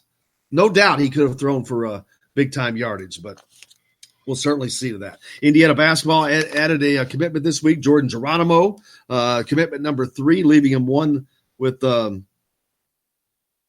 open scholarship. Archie's gone on record as saying that they could take anywhere from 4 to 6 of this class, which that would really shock me. The 5 I get, you can always find a way for an extra scholarship somehow, some way, plan for that. But 6 would be a stretch. They only have 1 available now. And that would be 4 committed. So to take 6 in this class, I don't know where those other 2 scholarships are going to come from. But one thing I do know is they've got to start looking at adding a big because 2 years from now, and I know we're looking down the road, but the current front line, Joey Brunk, Deron Davis, Justin Smith, Trace Jackson, 3 of those are definitely going to be gone 2 years from now. And, depending on how Trace Jackson Davis's career goes, he could possibly be gone as well to the NBA. Hopefully not. But either way, even if it's Trace Jackson is still here, you're going to need guys around him in that front court. So that's just a bit of, I don't know if I want to use the word concern, but definitely something that you want to be weary of. So we'll head to that. But got a great show coming up here in this hour. You're going to get to hear from Brian Evans and also from Jordan Geronimo, Indiana's latest commitment. Get to hear from both of those as well. So looking forward to that. But it's been a great day so far already. Dustin Schutte from the Saturday Tradition was on. Aaron Matus from Fox 41 in Louisville, and John Blau joined me in the report segment earlier. That's always a great segment. Looking forward to doing that each and every week on Thursday prior to the game, and we'll continue that into basketball season as well, switching the reporters around. And now once we get into conference play beginning next week, I'm going to one of these guys is going to be for the opposing team. So I'm looking forward to that. Who knows? Maybe have a little smack talk, a little fun. Jake may jump in off the top rope or something. You don't never know what's going to go on. But looking forward to that. Something I don't want to forget also to mention, thanks to Patrick, we're trying to put together a program to gather tickets for a couple of games to the football, either Rutgers, UConn, or Northwestern. If you have tickets to those games, at least a pair that you're not going to use or would mind donating, working with the big brothers, big sisters of Bloomington to take some kids to their first game. If you would like to participate in that, we would greatly appreciate it. Hit me up on social media. There's 1,000 ways you can find me. You can find me on Twitter at Jim Coyle ISB. But we want to thank Patrick for kicking that off. He actually gave us some for this weekend. We're still going to match that up. But the games we're looking for, Northwestern, Rutgers, and UConn. But if you're ever around the Massage Envy on 3rd and Bypass, his parents on that, go out and say hi to him, and thanks for the tickets. We appreciate that. But Indiana's exhibition with Gannon, scheduled for October 29th. That's a D2 team from Pennsylvania. And Indiana, of course, going to play in their double secret scrimmage on October 20th against Marquette. So plenty to get to there. But a lot more coming up on the show. We appreciate you joining us here on Indiana Sports Beat Radio. Brian Evans is going to come up next. And after him, you're going to hear from Jordan Geronimo. What's that? Oh, it's the other way around. My bad. I got it reversed. Next up is Jordan Geronimo, then Brian Evans. Leave it to me not to have it right, but Jake's always there to keep us straight. That's why his hands are on the wheel and not mine. But appreciate you joining us here on Indiana Sports Beat Radio. Lots more coming up here on Indiana Sports Beat from the Golf Club at Eagle Point Studios. We're back with more right after this.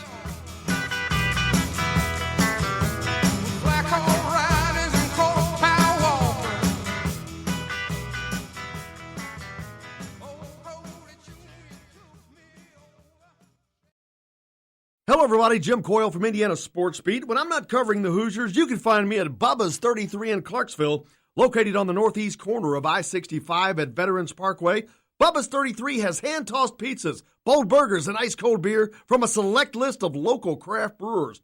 An incredible food selection, all made fresh daily. Whether you're meeting the team for that post-win meal in the family dining area or meeting friends for happy hour to watch the game on one of Bubba's 50 TVs. Bubba's 33 in Clarksville. Pizza, burgers, beer. We all want a winning smile for those championship photos, and that's exactly what you will get at Reynolds Family Dentistry in Sellersburg. Reynolds Family Dentistry has been serving the dental needs of Hoosier families for over 30 years. Let Doctors Roger and Jay Reynolds take care of your family. Just off of I-65 at 809 South Indiana Avenue in Sellersburg. Call 812-246-3368. That's Reynolds Family Dentistry, 812-246-3368.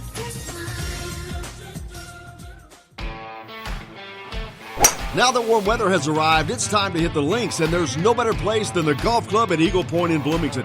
Voted best golf course by the readers of the Bloomington Herald-Times, the golf club at Eagle Point is under new ownership, has new fairways and bunkers, and it's open to the public. When the round's over, there's cold beer and a full menu at the Eagle Point Pub and Bistro. Call 812-824-1100 to make a tee time. That's 812-824-1100. The golf club at Eagle Point in Bloomington. This is AJ Moye. This is Dan Dockett. Hey, this is Michael Lord, former Indiana basketball player. This is Indiana football coach Tom Allen. This is Jim Coyle with the Indiana Sports Beat. You can always like and follow us on Facebook. Always follow the show rebroadcast on iTunes, Google Play, iHeartRadio, Spotify. TheDailyHoosier.com is a great place to sign up for it each and every day. Or, of course, on 97.7 The Ref in Evansville. For the best recycling and waste removal service, turn to the area's leader, Sweetland Waste Removal and Recycling, a homegrown company serving southern Indiana since 1995. Sweetland Waste Removal and Recycling serves Floyd, Clark, Harrison, and Washington counties. For excellent service and peace of mind, call Sweetland Waste Removal and Recycling today at 812-944-5642. That's 812-944-5642. Keep life sweet with Sweetland Waste Removal and Recycling. I'm Rain Shaddy, and I'm a Hoosier. As a toddler, you could always find me running around in a cream and crimson onesie and a red IU hat reminiscent of those worn during the world-famous William Tell timeout, shouting, "Go Hoosiers!" Like many other alum, I chose to make Bloomington my home. As a civic and alumni leader, I have become very knowledgeable about our community and would love to share my insights with you as your realtor. Find me on Facebook or call or text me, Ryan Shaddy, with FC Tucker Bloomington Realtors at 765-623-9093. This is former Hoosier basketball player Nick Zeisloff. Keep up with the Hoosiers on Indiana Sports Beat with Jim Coyle. Today's guest is brought to you by Reynolds Family Dentistry of Sellersburg. You need $1 million smile for those championship photos, and that's exactly what you'll get with Reynolds Family Dentistry.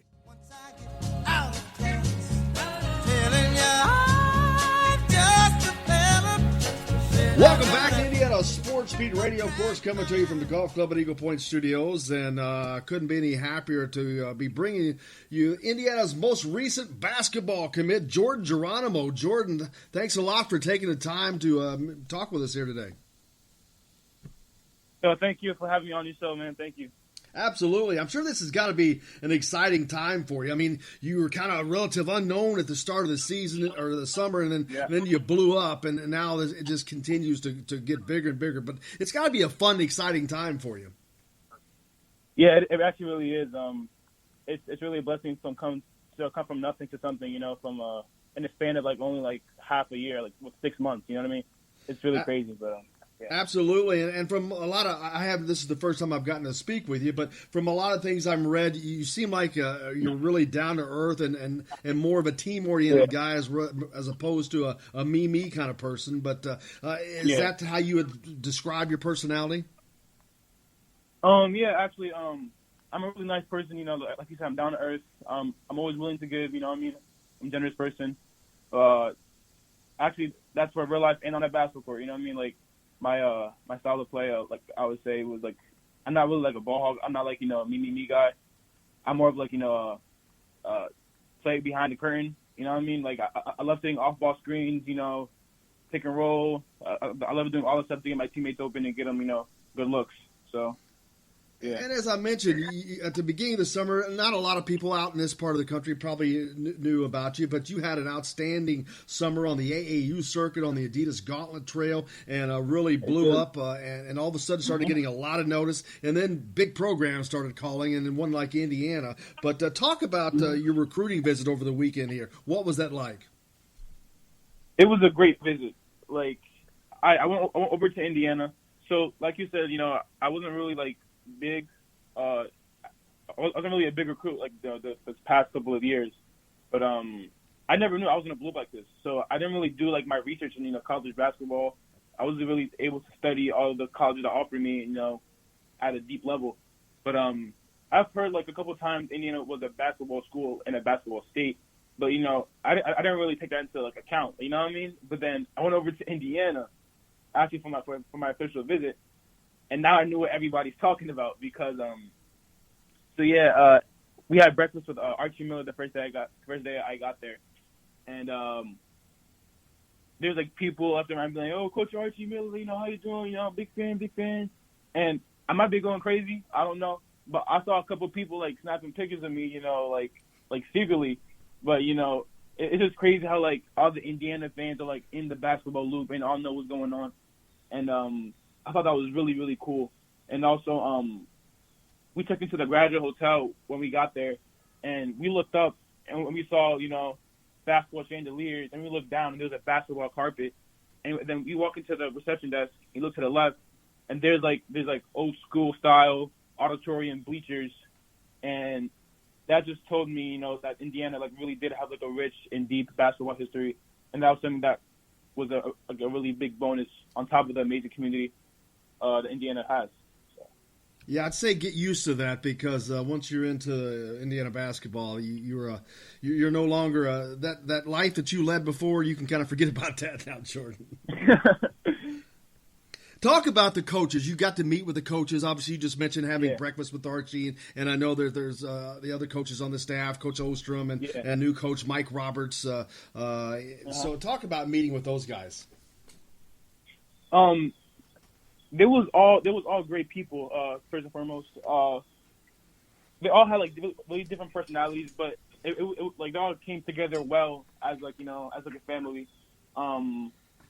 I met Coach Ostrom, like you said, and Coach Ostrom like surprisingly had the same birthday as me, December 5th, and so that was something interesting that I found out. But they was all open, They was all opening arms, and they treated me like family, and that was something that really spoke to me. And a big reason why I was like, okay, like, Indiana is going to be a place where I can grow and prosper, not as a basketball player, but actually as a person, because of the people that's there. So that's why, I made a decision. Did you say your birthday is September 5th? December 5th. Oh, December 5th. Okay, I was going to say happy early birthday, but happy early birthday anyway. But yeah, and so you got to meet with those guys, and then did you get to meet with any of the guys from the team as well? I did actually. So I was there for three days and 2 nights, and so for 2 nights I had some time with student hosts after 9 p.m. and we so it was me and Armand Franklin, and we went around campus. He showed me around a couple stuff, and we met up with other players and went to like parties, but it was really like a nice experience traveling with the team together, because like something that I noticed that I really liked was how the team always like moves together in the pack, and it was always together. And to be a part of that camaraderie would be like something that I would really like to be a part of, and I like that a lot. Mm-hmm. And you got to travel the IU campus, known as one of the most beautiful campuses in the country. What was your visit with the campus itself like? I know you're going from high school to college is a major jump, but it's got to be just a great experience seeing all that. Yeah, I mean, I've been on a lot of campuses. Like I've been to UVA, I've been to Penn State. Great places, great beautiful places. But Indiana is something else. It's a great place. I like how it's set up. Not only like the facilities are beautiful, the living apartments. I went to Evolve next to the football stadium. The apartment is beautiful. You know what I mean? It's a really really rich facility. And just the way that how it's set up right next to the football stadium, which is right next to the basketball area, which is like I think it's called Arena Hall. Is that what it's called? Cook Hall. Cook Hall. I'm sorry, it was something Hall. I forgot what it was. It's Cook Hall. And I just like how like it's like right there. It's like less than a 5-minute walk to get to the basketball courts. And I just thought that was really super cool. And yeah. And you talk about the facilities, Cook Hall, of course, the practice facility and where the coaches' offices are, which is right next to Simon Scott Assembly Hall, one of the most iconic venues in all of college basketball. What was your experience like when you first went into Assembly Hall? I was actually blown away. It was actually crazy how like the seats like all like rise up and like how it went up into the walls, and it was crazy. It was crazy. Like just like the way the building was built, I can like tell by the way it was set up, every setup. Like when it's a full house, like things can get crazy in that gym. You know what I mean? It get real loud. Yeah, it's known to be a very loud place. Yeah, but that's something that that I want to be a part of. You know what I mean? Like I need the crowd's energy to get me going sometimes. I feel like that gym would be a great place for me to grow and prosper and show what I've got. You know what I mean? And when you hear about a place, of course, you hear about Indiana's storied past, being one of the basketball blue bloods. But when you're actually in Assembly Hall and you look up and you see those banners and the names like Bob Knight hang over that, and undefeated national champion, the last undefeated national champion, and those kind of things, and knowing that you're going to get to come there and play basketball, what kind of feeling is that? It's honestly a blessing, man. It's really crazy how I went from being this unranked, no offers, this person to be able to stand on the Indiana Assembly Hall court. You know what I mean? Look up at the banners and see the opportunities that I could potentially get. And it's nothing like really that I could explain much, but like it's just something that I'm really happy about, and got nothing to say, but like it's a blessing. You know what I mean? And I've talked about the fact that your summer was absolutely a smashing success on the AAU circuit with the Adidas Gauntlet Series with your team out of Massachusetts. Talk about your summer. Talk about how that came to be, how you went from being kind of an unknown to somebody who was one of the hot names on the circuit. It's actually a crazy story. So I came into St. Paul School strictly for academics. Like I wasn't a recruit. I wasn't, talking to a basketball coach or anything. I just went to St. Paul's for academics. And so I went to St. Paul's from Newark, New Jersey, because Newark, New Jersey was where I was born and raised. And so I went to St. Paul's for academics. And then I just kept my head down, worked out, played basketball. I never really had crazy basketball dreams. It was always there, lingering in my mind, but I never really, put into action. But I always thought basketball as a hobby. But I will always go to the gym every day, work out, get shots up, and there have been times where I've gone to the gym in the morning, woke up at 5:50 in the morning, went to the gym at 6 to 8, and got shots up just because for fun, because I love basketball. But so what happened was the head coach of St. Paul's basketball, his name is Grant Edwards. He quit and went to New York with his wife because from New Hampshire to New York as a wife and husband is a lot, and so he went to New York. And so the assistant coach, his name is Max Gordon, which is the head coach now. He stepped up, and he's a young guy. He had a lot of fire to him, and he had the fire to bring St. Paul's basketball to where it should be. And so with that, he did a whole bunch of recruiting. He recruited all these players. He recruited this player named Jack Anderson, and Jack Anderson played for Mass Rivals. So me and Jack and this kid named Cody, who also he recruited, was like the only basketball players in the school, because St. Paul's wasn't really a basketball school. We all grew this connection from being the only really true basketball players. And so one day, Jack invited me to go to a Mass Rivals workout, and I was like, you know what, why not? I'm gonna go there, get a workout, get a sweat in. It's gonna be a good experience. And I had no intention of trying to be recruited, but so I went over there. I was doing my thing, I was shooting threes, dunking the ball, making my moves, and Vin just took a liking to me, and he invited me to come play for his team, and rest is history. And that's how I found Mass Rivals. Let's talk about your game specifically. What do you bring to this team? What's your style? What do you think you add to this program? I am in a versatile, explosive wing. I have a 7-foot wingspan. I have a lot of length. I can shoot the ball well. I love to move, off ball. I love to give, like I said before, I love giving my team opportunities to to shine. But I think that with me on the team, the team could just, you know, grow more. Like, I don't know how to say it, but like I have it in my head, but like I just don't know how to say it in words. Like, I feel like if I was on the team, I'd be able to, you know, just like help everybody, including myself, like just grow. Cause like I'm a team player. Like I'm always team first, and so there's like not like a selfish bone in my body. You know what I mean? But I feel like if I was on a team. And I know it's very, very early since you just committed yesterday true, and just had the visit. But what have you been able to learn about the team itself, the current team that they have, and talking about how you might fit in with your game and what you can do? But what have you learned about those guys, who's coming back, and the type of players that they're going to have? I learned that the Indiana's coming back healthy. They have all their guys ready to roll when they get back. But other than that, I didn't really like learn much over at the official visit, and I'm still like kind of slacking on my research. I'm not gonna lie, I'm laughing, but I'm in the process of doing that now. So. Well, actually, everything has happened very, very quickly. And speaking of that, you just finished up your visit in Bloomington over the weekend and then committed the following day. What was it that led you to make that commitment that soon?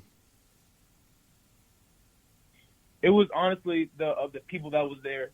The amazing community, but what really like topped it off was the deep and rich basketball history that was that Indiana possessed, and that just made me like, you know, want to commit, because I knew no other school was going to have the same amount of, you know, history like Indiana. So that's why I took the chance and got committed. Is that if you had to say one thing that sold you, it was that, or is it just an aggregate of all of the things? Because there's a lot to take in. Yeah, it's just like all those things. Like, yeah, like Indiana has a rich basketball history, but then again, like, you know, the facilities was beautiful. Like I said, the people was great, and just the amount of like opportunities that just lies ahead in Indiana was just overwhelming. And I thought that if I was to commit, you know, the sky's the limit for me. You know what I mean? So that's why I did that. Now, do you have? Are you planning on coming back during the year to football games or to basketball games? Hoosier Hysteria for one in October. I haven't made any plans about it, but depending on my schedule, I'll probably make some plans. Now, and in your upcoming season that you have to deal with before coming to Indiana, what is that season looking like? What kind of team you got coming back, and how are you looking forward to the next basketball season? I'm looking forward to it.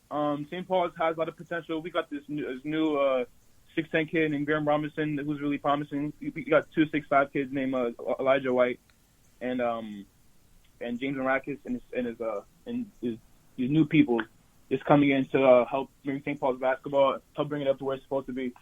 And I feel like the returners have all, you know, worked out during this summer, and they're all improved. And I'm excited to go back to school, which is tomorrow, and, you know, be able to assess what the team is going to be like. So.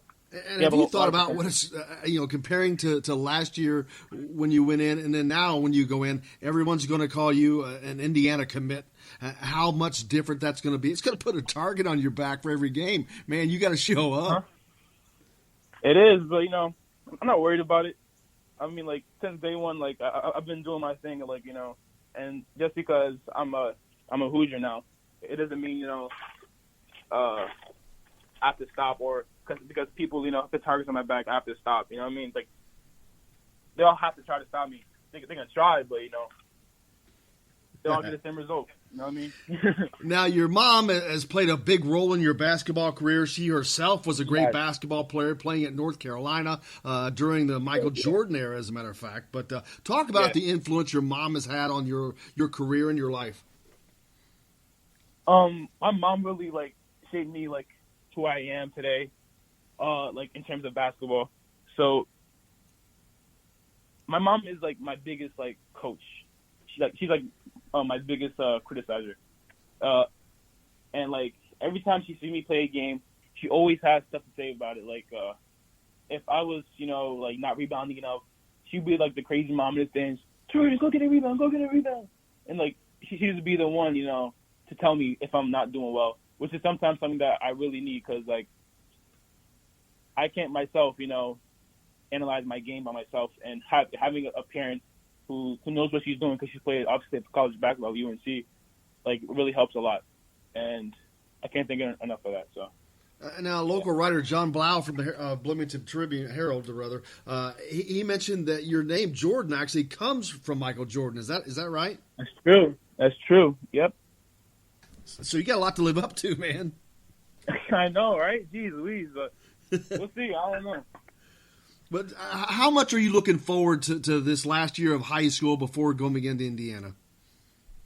I'm just excited, to be done with high school, be able to go to college, with this new freedom, and be able to live independent. You know what I mean? So I'm just really excited for that. Now, in talking to the coaches, I know, again, it's been brief because this has been pretty quick, but have they given you guidance as to, hey, here's some things you might want to work on in your upcoming season? The Indiana coaches? Yes, sir. Not that I can remember, but they said that they would develop me like with my handle, which is something that I need to work on. Obviously, everything that they need to develop me with that, but I think if I have to work on my handle and kind of like being more selfish.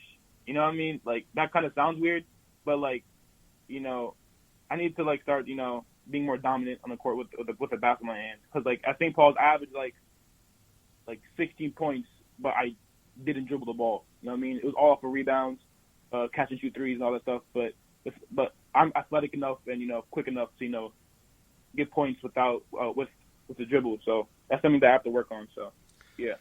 Now, how familiar are you with the Big Ten Conference? Of course, it's one of, if not the best basketball conference in the country with great teams. The history. Indiana, of course, leads the way there, but you got the Fab Five, Michigan, Michigan State. There's so much rich history, but it continues today as these teams are still the top teams in the country, and you're going to get to play in that environment day in, day out once you get here. Have you thought about how incredible that's going to be?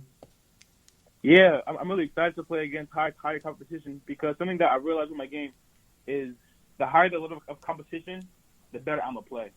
And that's something that I'm really excited about to, play with these great teams and be able to test myself and test my limits and just get better. If there's one thing the fans should know about Jordan Geronimo, what would that be? I'm just real happy to be a Hoosier, I guess. And the sky's the limit. That's probably going to make him pretty happy to hear. I'm sure of that. Jordan, I cannot thank you enough for taking the time to join us here today, man. Congratulations to you, and the best of luck. I can't wait to get to cover you once you get here. But I know you couldn't be happier, and everybody is happy for you. Thank you.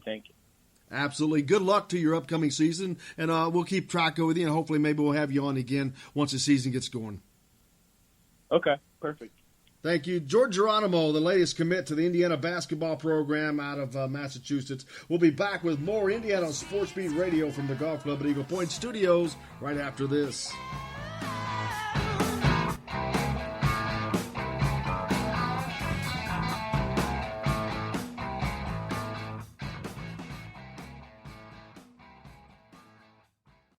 Hello, everybody. Jim Coyle from Indiana Sports Beat. When I'm not covering the Hoosiers, you can find me at Bubba's 33 in Clarksville, located on the northeast corner of I-65 at Veterans Parkway.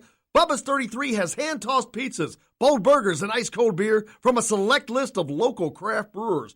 An incredible food selection, all made fresh daily. Whether you're meeting the team for that post-win meal in the family dining area or meeting friends for happy hour to watch the game on one of Bubba's 50 TVs. Bubba's 33 in Clarksville. Pizza, burgers, beer. We all want a winning smile for those championship photos, and that's exactly what you will get at Reynolds Family Dentistry in Sellersburg. Reynolds Family Dentistry has been serving the dental needs of Hoosier families for over 30 years. Let Doctors Roger and Jay Reynolds take care of your family. Just off of I-65 at 809 South Indiana Avenue in Sellersburg. Call 812-246-3368. That's Reynolds Family Dentistry, 812-246-3368.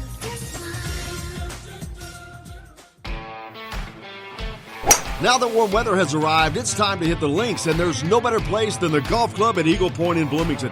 Voted best golf course by the readers of the Bloomington Herald-Times, the Golf Club at Eagle Point is under new ownership, has new fairways and bunkers, and it's open to the public. When the round's over, there's cold beer and a full menu at the Eagle Point Pub and Bistro.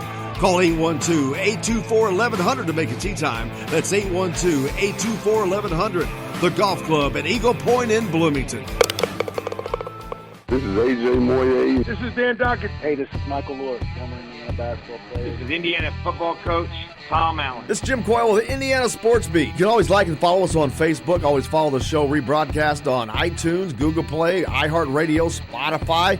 TheDailyHoosier.com is a great place to sign up for each and every day, or, of course, on 97.7 The Ref in Evansville. For the best recycling and waste removal service, turn to the area's leader, Sweetland Waste Removal and Recycling, a homegrown company serving southern Indiana since 1995. Sweetland Waste Removal and Recycling serves Floyd, Clark, Harrison, and Washington counties. For excellent service and peace of mind, call Sweetland Waste Removal and Recycling today at 812-944-5642. That's 812-944-5642. Keep life sweet with Sweetland Waste Removal and Recycling.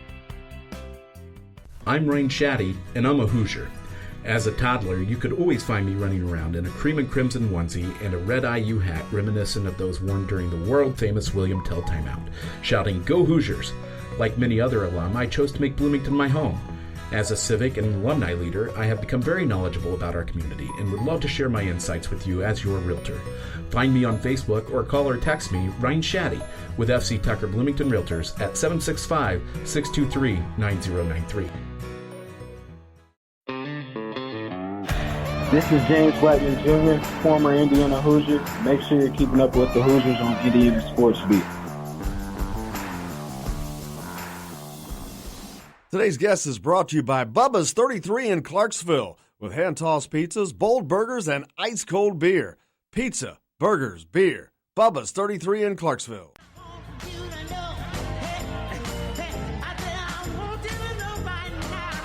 Welcome back to Indiana Sports Beat, of course, coming to you from the Golf Club Eagle Point Studios here at Bloomington, and joined by one of our favorites, Brian Evans. Brian, thank you so much for joining us again. How are you, man?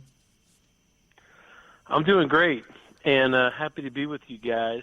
It's always fun spending time with you, my fan.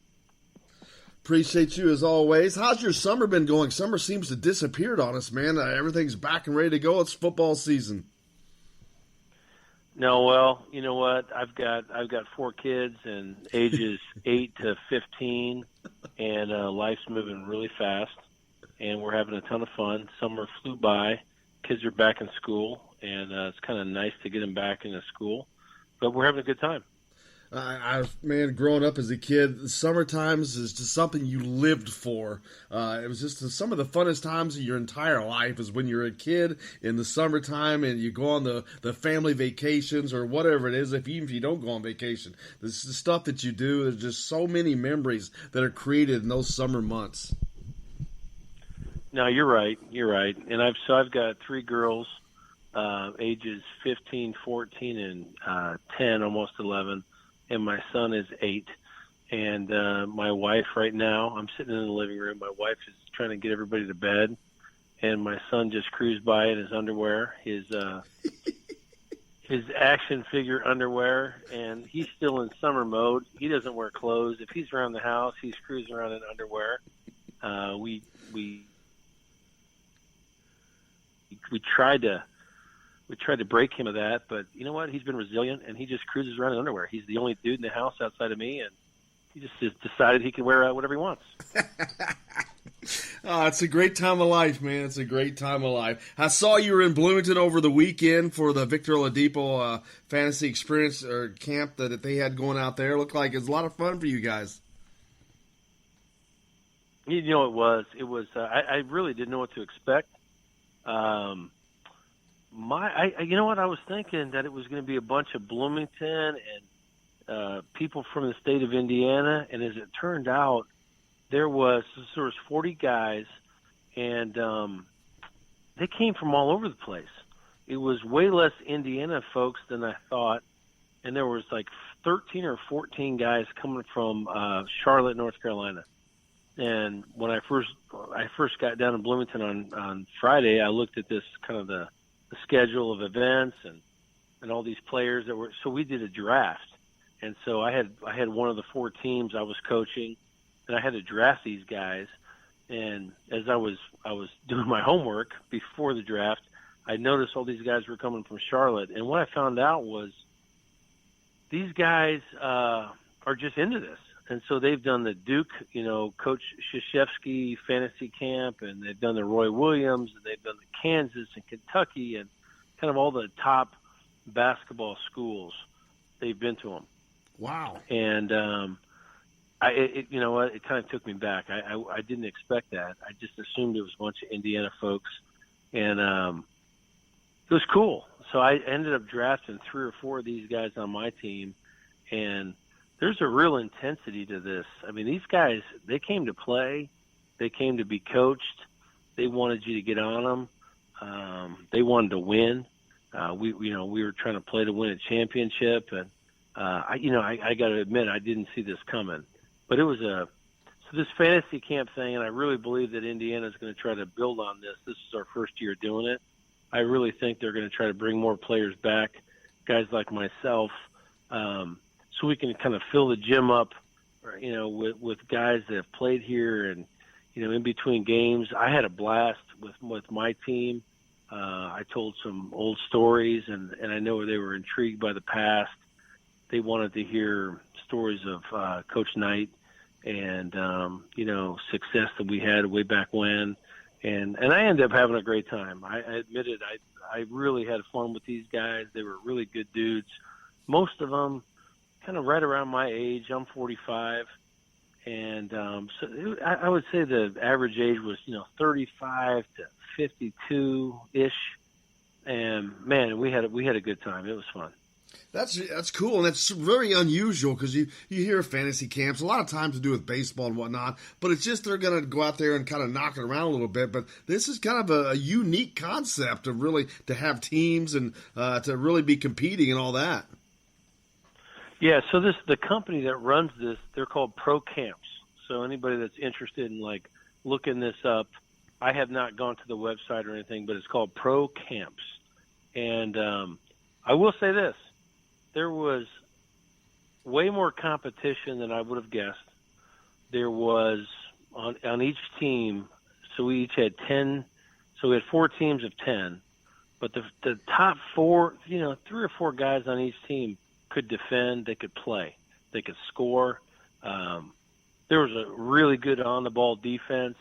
My top 3 or 4 guys, offensively were talented, and every team that we played, the top 3 or 4, guys in the other team guarding him were solid. I mean, it was good offense, good defense. I was happy I was not on the court. I was happy to be coaching. Were there any injuries? Had to have some injuries in a game like that. That's a great question. And there should have been more. There should have been more injuries, but all I saw was a couple tight lower backs, a couple strained calves. Nothing catastrophic, but there were some guys moving around a little bit gingerly the last day or two, for sure. Dude, I remember the last time I played full court basketball, and I cannot imagine running up and down that court more than 3 times in a row. Well, here's what I remember. So so when I came in the gym, I came into Assembly Hall, one of my favorite places in the whole world, and it's so much fun to be back there, and to be back there with, not in the middle of the winter, no game. They had the, since the renovations, they've had these curtains open, and you could actually stand at the free throw line and look outside and look out to sunlight, almost like a field house. And I could not get enough of it. I stood there, and I stood there, and I stood there. I shot some free throws, and I looked outside from the free throw line. I was like, gosh, this is just the best. The changes, and you got to give Fred Glass a ton of credit. It was just so cool to be standing in this place I've been so many times as a younger man, and to look outside from there was just so cool. The sunlight was shining in around noon on Friday, and then I turned and I looked the other direction. I saw the other basket. And I got to tell you, man, I cannot believe how far it was away. It looks like it was so far. It was like a mile away. And I thought, how did I used to run from this end of the court to that end of the court? It just, it blew my mind. I was like, I used to be able to run that far. It was crazy. What was it like standing on the free throw line and seeing it? Because when you played, can you imagine it being sunlight back in those days, or being able to see outside from Assembly Hall? It's something that you don't think about because it's always nighttime and it closed off and curtains and whatnot. But that's something I don't think anyone's ever thought about. Well, I did immediately. So I'd never seen it, and during the games they close these curtains, so you don't see it. It was bizarre for me to stand at the free throw line. You're looking to the south, and to see outside and to have sunlight coming in, it felt like a field house. It kind of felt like Hinkle. It was way, way different than anything I'd ever seen. But they've made so many great improvements. The facilities are not what they used to be. So, between Cook Hall, which is to me kind of hilarious, they're already renovating Cook Hall this summer. It's going under their first renovation. It's only been open for 10 years. To me, it feels like it opened, 2 years ago. They're already spending more money in there, making it more current. Assembly Hall, the locker rooms, they had to upgrade it. I understand that, but it is so good, and I don't understand how they don't, they don't bring in the top talent, in the country, because it is so nice. I was so impressed. I told Coach Miller, "Wow, you guys have really got top shelf facilities," because they really do. It is so nice. What do you think it's going to take him to get that top talent in? Well, he's getting it done. He's going to get it done. Archie has he's laser focused.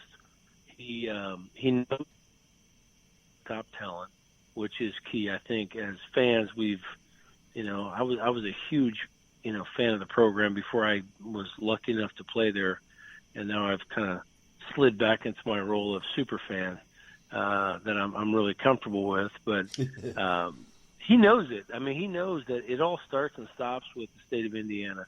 If you can own Indiana, you're going to be okay.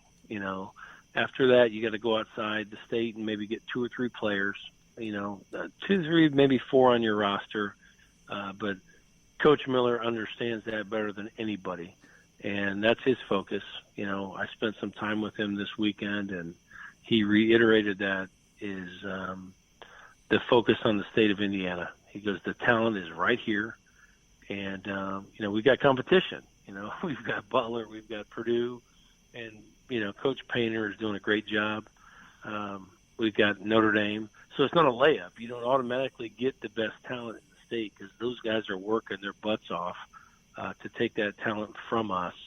But Coach Miller, he understands it, and his goal is, from 3, 4, 5 years from now is to lock it down. And so any young player that's coming up that's got a lot of talent that we've decided we want to have, they want to go to IU, and that's how I grew up. It was really Coach Knight. He got who he wanted, and Archie's trying to bring it back.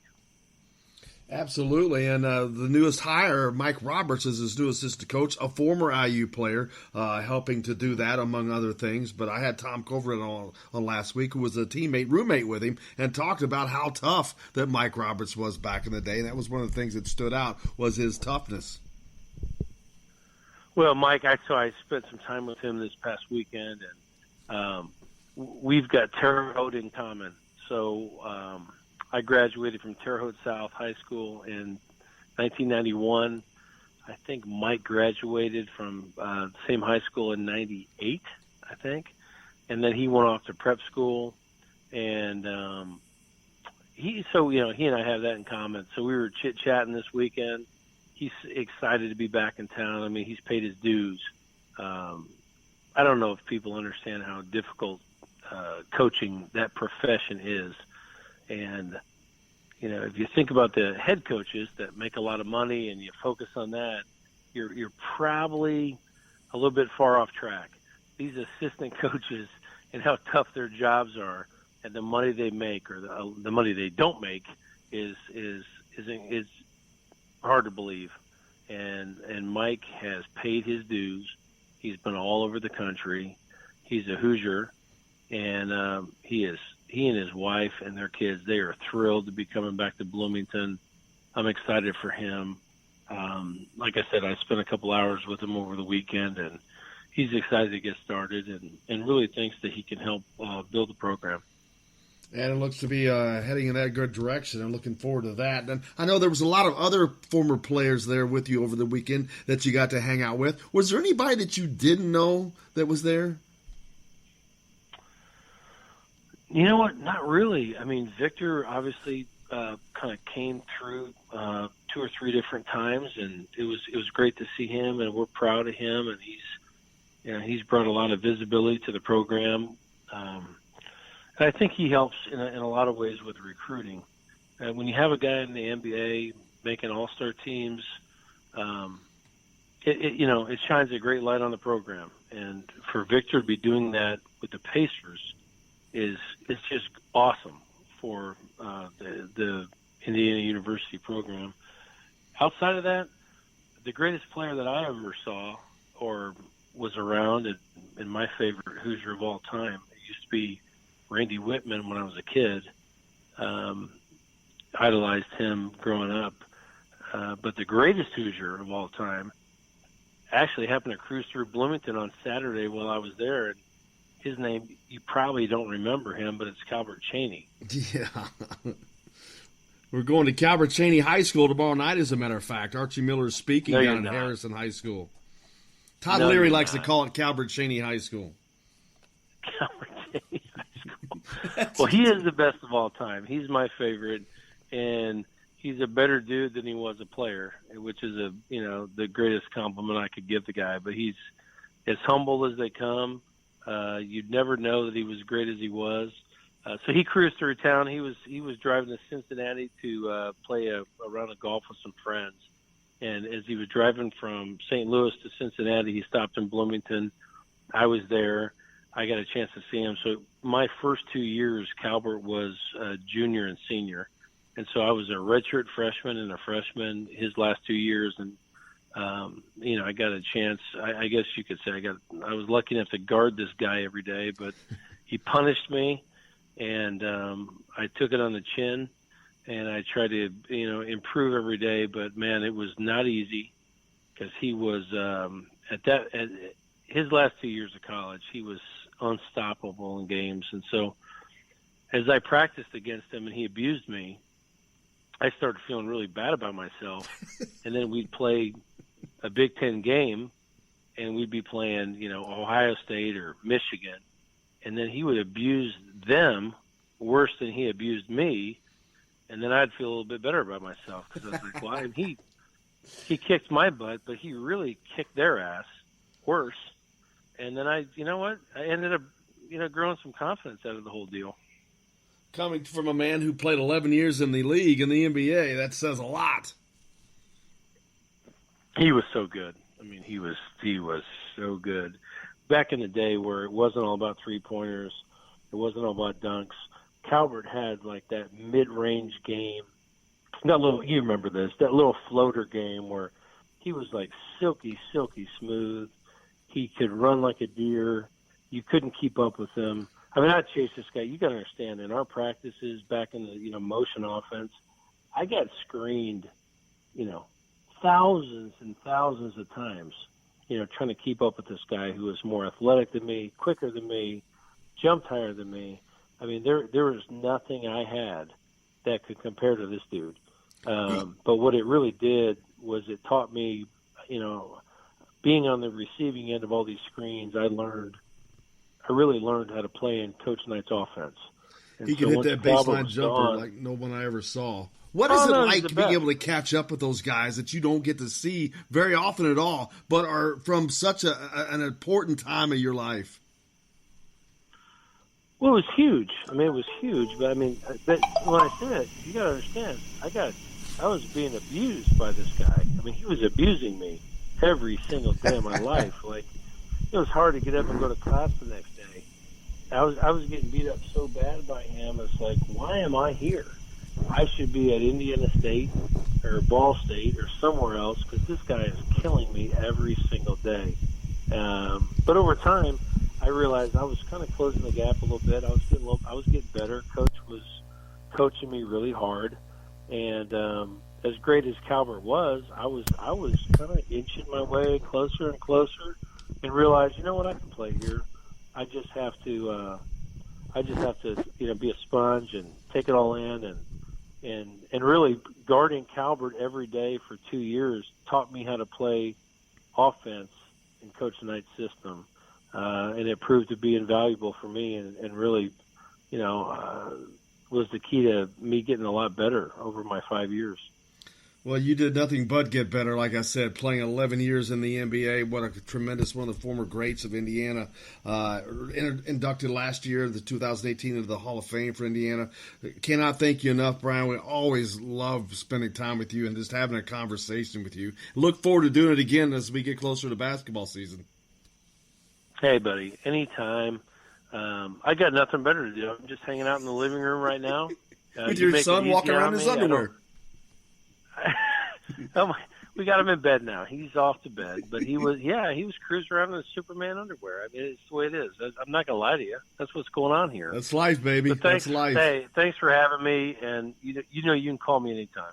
Always great hearing from Brian Emmons. Grateful to have him on the program, and it was another great program. My thanks go out to Dustin Schutte, Aaron Matus, and John Blau for joining us on this week's edition of The Reporters on Indiana Sports Beat. Look forward to doing that each and every Thursday, especially as we kick it up next week, going into the Ohio State game. But look forward to doing that each and every week. Great to hear from Brian. Thanks a lot to all those guys. We got to hear from Jordan Geronimo as well, so another great day. Time to head off to talk to Tom Allen at the weekly press conference today up at the Memorial Stadium football complex, so got to get to that. So thanks a lot to Jake and everybody, all of our guests on the program today. We'll be back tomorrow with plenty more Indiana Sports Beat Radio, of course, from the Golf Club at Eagle Point Studios. Until then, this is Jim Coyle, and I will see you on the radio.